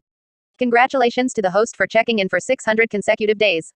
Triggered a critical strike. The age of all spirit rings increased by 6,000 years, and the age of all spirit bones increased by 3,000 years. Congratulations to the host for triggering a lucky critical strike. Obtained the latter volume of the Calamity Poison Body, which can be used to cultivate the complete Calamity Poison Body. Congratulations to the host for obtaining a transformation pill. After a spirit beast consumes it, they can completely shed their beast form and transform into human form. Even titled Duluo level experts will be unable to discover them, even if they are not in the maturity stage. Note, if a spirit beast that has already transformed consumes it, it can help them remove the spirit beast influence within their body and significantly enhance their cultivation talent after turning into human form. Qian Zunji looked at the two items in his hand. Weren't these meant for Du Gubo and N.A.N? At that moment, Du Gubo walked into the Supreme Pontiff Palace. He hesitated, not speaking for a long time. Qian Zunji asked, Du Gubo, what's on your mind? Supreme Pontiff, Your Highness, my cultivation has encountered some problems recently. There are obstacles in all aspects, and I'm unable to make any progress. Du Gubo said immediately. Qian Zunji instantly understood that Du Gubo had come again to ask for the latter volume of the Calamity Poison Body. However, he hadn't obtained the cultivation method for the second half before, so it wouldn't have mattered even if Du Gubo came. Every time, Qian Zunji would find an excuse to send Du Gubo away. He remembered the last excuse was that Du Gubo's cultivation hadn't reached the required level and he wasn't yet suitable to cultivate the latter volume. Supreme Pontiff, Your Highness, without the latter volume of the Calamity Poison Body, I really cannot continue my cultivation. Du Gubo immediately showed Qian Zunji his cultivation progress. The overall toxins were indeed much more substantial than before. Qian Zunji said, Du Gubo, one must not be impatient on the path of cultivation. As soon as Du Gubo heard Qian Zunji's words, he knew he definitely wouldn't get the latter volume of the Calamity Poison Body this time, and he couldn't help but feel disappointed. Yes, I understand, Du Gubo said. Qian Zunji said, however, the time has now come. This Pope shall bestow upon you the latter volume of the Calamity Poison Body. Du Gubo couldn't believe it was actually real until he held the latter volume of the Calamity Poison Body in his hands. Thank you, Supreme Pontiff, Your Highness, Du Gubo said excitedly. At this time, Yu Guan walked in with the latest intelligence from the continent and respectfully placed it before Qian Zunji. Supreme Pontiff, Your Highness, this is the latest movement of the various forces on the continent. Yu Guan said. Qian Zunji asked, read it to me. There are frequent activities between the Seven Treasure Glazed Tile School and the Heaven Do Empire. Recently, some friction has arisen between the Star Luo Empire and the Heaven Do Empire. Elephant Armored Academy Sect Master Huyan has once again submitted a request to reorganize the upper three sects. Qian Zunji snorted coldly. That Huyan, his sect's power isn't strong, but his ambition isn't small. Even if they become one of the upper three sects, it would be nothing more than a title. Additionally, since there is friction between the Star Luo Empire and the Heaven Do Empire, send someone to add fuel to the fire. It would be best if they start a war. He simply arranged various matters. Nowadays, Spirit Hall's position as the hegemon of the continent was firmly established, and handling some things was very simple. Qian Zunji even felt a bit bored. At this time, N.A.N was tending to the medicinal herbs in the flower garden. This was a task she had taken on voluntarily, perhaps because N.A.N disliked interacting with people and was a blue-silver emperor that had transformed. In this flower garden, N.A.N seemed quite at ease. Greetings, Supreme Pontiff, Your Highness. Seeing Qian Zunji approach, N.A.N immediately greeted him respectfully. Qian Zunji nodded. It's been hard on you, helping to look after the plants here. Thank you for your concern, Supreme Pontiff Your Highness. It's not hard at all, I really like it here, Yin said with a smile. Jian Zunji asked again, how has your cultivation been lately? With the resources of Spirit Hall, my cultivation speed is very fast. Yin said. Jian Zunji pulled out the transformation pill from his robe and said, this medicinal pill can enhance your talent. Take it. Thank you, Supreme Pontiff Your Highness. I can never repay your great kindness, Yin. Yin said immediately. Jian Zunji waved his hand and left directly, leaving Yin in the flower garden. Yin looked at Jian Zunji's back for a long time without coming to her senses. She tightly gripped the medicinal pill in her hand, standing there in a daze. Meanwhile, Yu Xiaogang was joyfully decorating a room. He planned to confess to Lu Erlong today. After so much time had passed, he had already let go of Bibi Dong and was ready to start a new life. The moment Lu Erlong walked into the room, she was instantly stunned. Xiaogang, is there some happy occasion today? Flender also asked in confusion, the decoration of this room today is quite atmospheric. Yu Xiaogang stepped forward and said solemnly, Erlong, I have something very important to say to you today. Let Big Brother be a witness here. What? A bad feeling suddenly welled up in Lu Erlong's heart. Yu Xiaogang said, Erlong, I like you. I know you like me too. Let's get married. What? Lu Erlong stood dazed, looking at Yu Xiaogang in disbelief. Flender's mouth also dropped open in shock. He didn't expect Yu Xiaogang to confess so directly, it simply caught them off guard. Seeing that Lu Erlong didn't answer, Yu Xiaogang said again, let's get married. Lu Erlong shook her head and retreated repeatedly, refusing, Xiaogang, no, we cannot be together. Why? Yu Xiaogang asked in confusion. Could it be that all your kindness to me for so long was fake? Lu Erlong still shook her head. Xiaogang, let's just pretend this never happened. We really cannot be together. Could it be that the one you like isn't me, but Big Brother? Yu Xiaogang said, lost. Lu Erlong spoke up, it's not for those reasons. Xiaogang, don't ask any more. Tell me, Erlong. Yu Xiaogang immediately stepped forward. What exactly is the reason that prevents you from being with me? Tell me. Seeing Lu Erlong's pained expression, Flender stepped forward and said, Xiaogang, don't pressure Erlong anymore. Matters of the heart cannot be forced. Erlong. Ignoring the persuasion, Yu Xiaogang stared intently at Lu Erlong. Chapter 87, Yu Xiaogang is a madman inferior to the extreme. Seeing that Yu Xiaogang was about to lose control, Flender quickly stepped forward to stop him, preventing him from approaching Lu Erlong. Flender, you don't actually think that because Erlong didn't agree to be with me, she must like you, do you? Yu Xiaogang roared, glaring at Flender. Flender punched Yu Xiaogang in the face and said angrily, what are you talking about? Yu Xiaogang sneered as he struggled to crawl up from the ground. Don't think I don't know that you like Erlong too. Flender clenched his fists and punched Yu Xiaogang in the face again, saying, Yu Xiaogang, you've gone too far. What? Erlong rejected me, so you're happy, right? Or are you saying the two of you have already hooked up behind my back and have been treating me like a joke all this time? Yu Xiaogang had completely lost control at this point, his buried inferiority complex erupted completely in this moment. In the past, although he was an outcast expelled from the Blue Lightning Tyrant Dragon Clan, he was still once a disciple of the Blue Lightning Tyrant Dragon Clan, and he still had some pride in his heart. But now that the Blue Lightning Tyrant Dragon Clan had been subdued by Qian Zunji and turned into carriage pullers, the bit of pride masking his inferiority was instantly destroyed and vanished. The Golden Triangle had a great reputation, but everyone discussed Lu Erlong and Flender, almost completely ignoring him, as if he were the least important of the three. Most importantly, he, Yu Xiaogang, was someone even the Holy Maiden of Spirit Hall liked. How could a mere Lu Erlong not like him? What right did Lu Erlong have to not like him? Yu Xiaogang, how can you say that about Erlong? Flender said angrily. Yu Xiaogang sneered, as I thought, you are together, aren't you? No. Lu Erlong spoke up. Xiaogang, stop asking.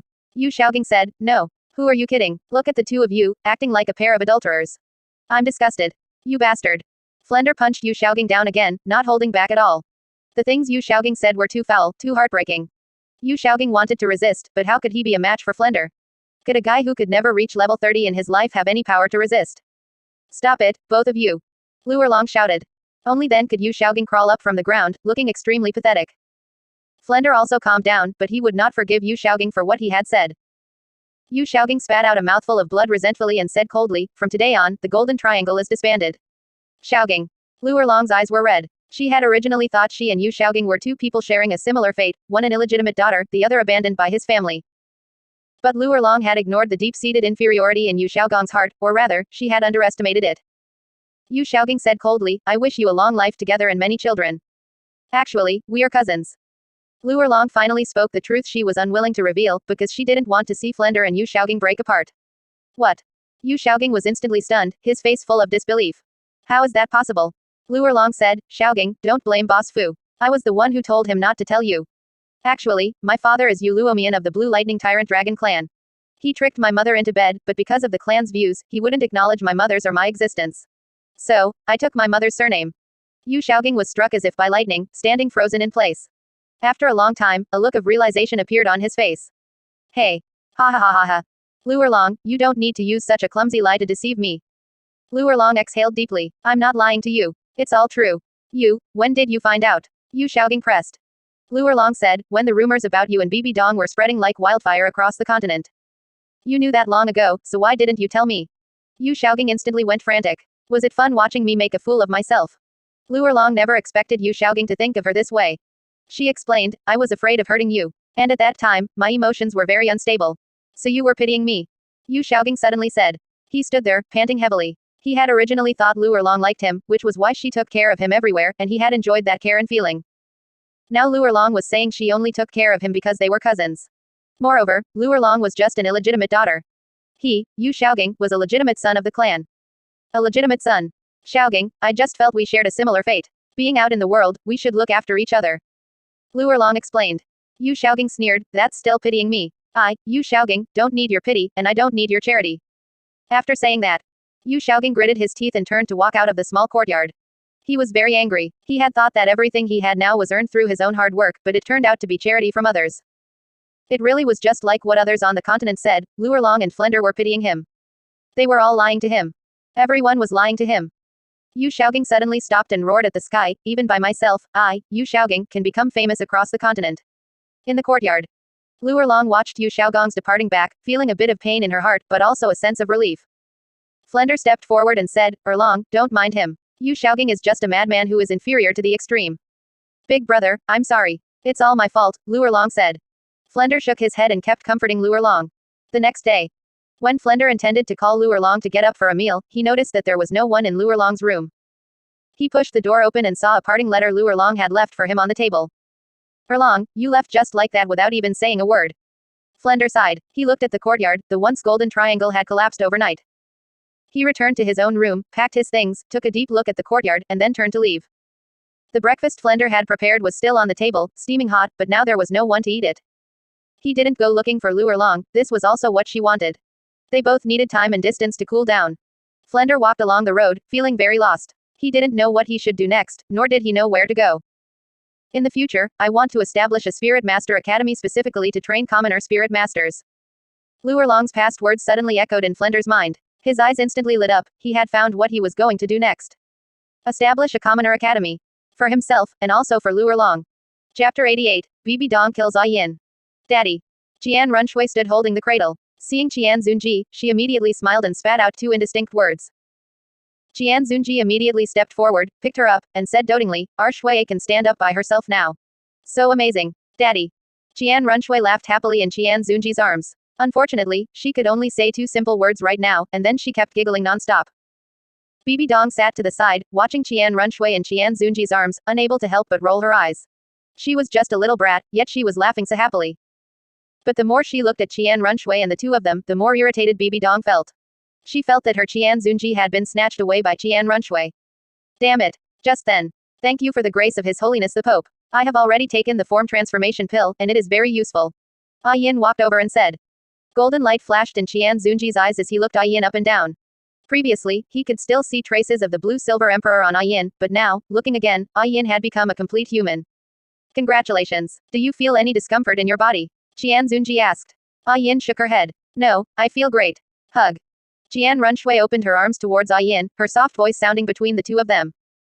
Yin looked at Qian Zunji. Qian Zunji smiled and handed Qian Runshui over to Yin. Qian Runshui wrapped her arms around Yin's neck and snuggled affectionately. Perhaps due to Yin's inherent light-loving attribute, Qian Runshui liked her especially much, even more than when she saw Bibi Dong. Shui is so cute again. Yin couldn't help but say while looking at Qian Runshui in her arms, simultaneously teasing Qian Runshui until she burst into giggles. Bibi Dong, sitting to the side, had an even colder expression. This scene made it seem as if Yin and the other two were the real family, and she was the one who was out of place. Yin truly had good scheming, she chose to directly win Qian Renzu's affection to gain Qian Zunji's favor. And this Qian Runshui was truly cheap, even though Yin hadn't done much, Qian Runshui actually threw herself into her arms willingly. At this moment, Bibi Dong was constantly cursing Qian Runshui and Yin in her heart, but she didn't say a single bad word about Qian Zunji. You've worked hard, let me hold Shui. Bibi Dong forced a smile onto her face and walked up to Yin to say this. Before Yin could react, N.A.N immediately clung tightly to Yin, even turning her head away, clearly not wanting to be touched by Bibi Dong. Bibi Dong's expression instantly froze. Her heart was filled with hatred for Qian Runshui and Yin, as they weren't leaving her any face in front of Qian Zunji. Yin noticed the change in Bibi Dong's expression and immediately said, "Shuai, let daddy hold you, okay?" Shuai nodded, turned around, and hugged Qian Zunji. Bibi Dong's hand dropped awkwardly. One couldn't blame anyone else, who told Bibi Dong to be jealous of a child, even openly showing her jealousy and dislike towards Qian Runshui. Although Qian Runshui was small, she could sense malice from others. "Your Highness, Holy Maiden, I will take my leave now. There are still some unfinished tasks in the flower garden," Yin said quickly. Qian Zunji nodded. Only after Yin left did Qian Zunji turn his head to look at Bibi Dong. "Your thoughts were written all over your face just now. Restrain yourself in the future." Bibi Dong replied obediently, Qian Zunji then left holding Qian Runshui, leaving Bibi Dong alone. Looking in the direction Yin left, a crazy thought suddenly surged into Bibi Dong's mind. Kill Yin. In Bibi Dong's view, both Yi Tingyu and Yin were existences she could easily kill. Thinking of this, Bibi Dong walked directly towards the flower garden. At that moment, Yin was tending to the medicinal herbs in the flower garden. She suddenly noticed that the seeds of the yearning heartbroken red, which Dugu Bo had specifically instructed her about, had actually sprouted. So fast! Yin exclaimed. She carefully loosened the soil around the newly sprouted yearning heartbroken red and watered it. This patch of medicinal field must be extraordinary. How could a normal immortal grade seed sprout so quickly? Yin muttered. It's still uncertain if it can survive. Just as she was carefully tending to the yearning heartbroken red sprout, Bibi Dong silently appeared in the flower garden. Bibi Dong glanced around. At this moment, besides her and Yin, there was no one else in the flower garden. Oh, and the guards at the entrance of the flower garden. Bibi Dong walked step by step toward Yin. At this time, Yin's entire focus was on the yearning heartbroken red sprout, completely unaware of anything else. The surrounding blue-silver grass swayed continuously, as if sensing the malice emanating from Bibi Dong. They moved without wind, all bending towards Yin's location, attempting to warn her. What's wrong? Yin also sensed something at this moment. Looking at the surrounding blue-silver grass, her body instantly tensed up, daring not to make the slightest move. The killing intent behind her was so solid. Yin felt as if she had fallen into an ice cellar, and her breathing became rapid. This was Spirit Hall, someone actually dared to kill her here. Who could it be? Bibi Dong. What should I do? Just as Yin's brain was racing, Bibi Dong had already walked behind her. The massive Death Spider Emperor spirit manifested, its compound eyes fixed tightly on Yin. Who are you? Yin asked nervously. This is Spirit Hall. Do you know what you are doing? Bibi Dong sneered, ignoring Yin. Her entire spirit power surged, and the Death Spider Emperor's mouthpart was already suspended above Yin's head. By now, Yin understood the gap between herself and the opponent. Even if she fought with all her strength, she couldn't escape. But Yin still activated her spirit power with all her might, and the blue-silver emperor immediately appeared. She resisted desperately, not for any other reason, but just to see clearly who was attacking her. However, before Yin could make a move, she was suppressed by Bibi Dong's powerful aura. The next moment, Bibi Dong's jade hand stabbed into Yin's back like a blade, piercing her heart before swiftly pulling it out. Yin's eyes immediately glazed over, and she knelt weakly on the ground, large amounts of blood continuously flowing from the wound in her chest, dripping onto the spiritual field. Bibi Dong watched all this with cold eyes, a cruel smile curling at the corner of her mouth. Finally dealt with one. Don't blame anyone else, just blame yourself, Yin, for daring to have designs on my supreme pontiff. Then I can only deal with you. Bibi Dong turned and left, the blood staining her hands dripping from her fingers. When she reached the entrance of the flower garden, the two guards were looking inside with confusion. They had sensed the fleeting fluctuation of spirit power within the flower garden, but upon seeing Bibi Dong exit, they immediately stood straight, staring forward. It was only after Bibi Dong left that the two guards noticed the spots of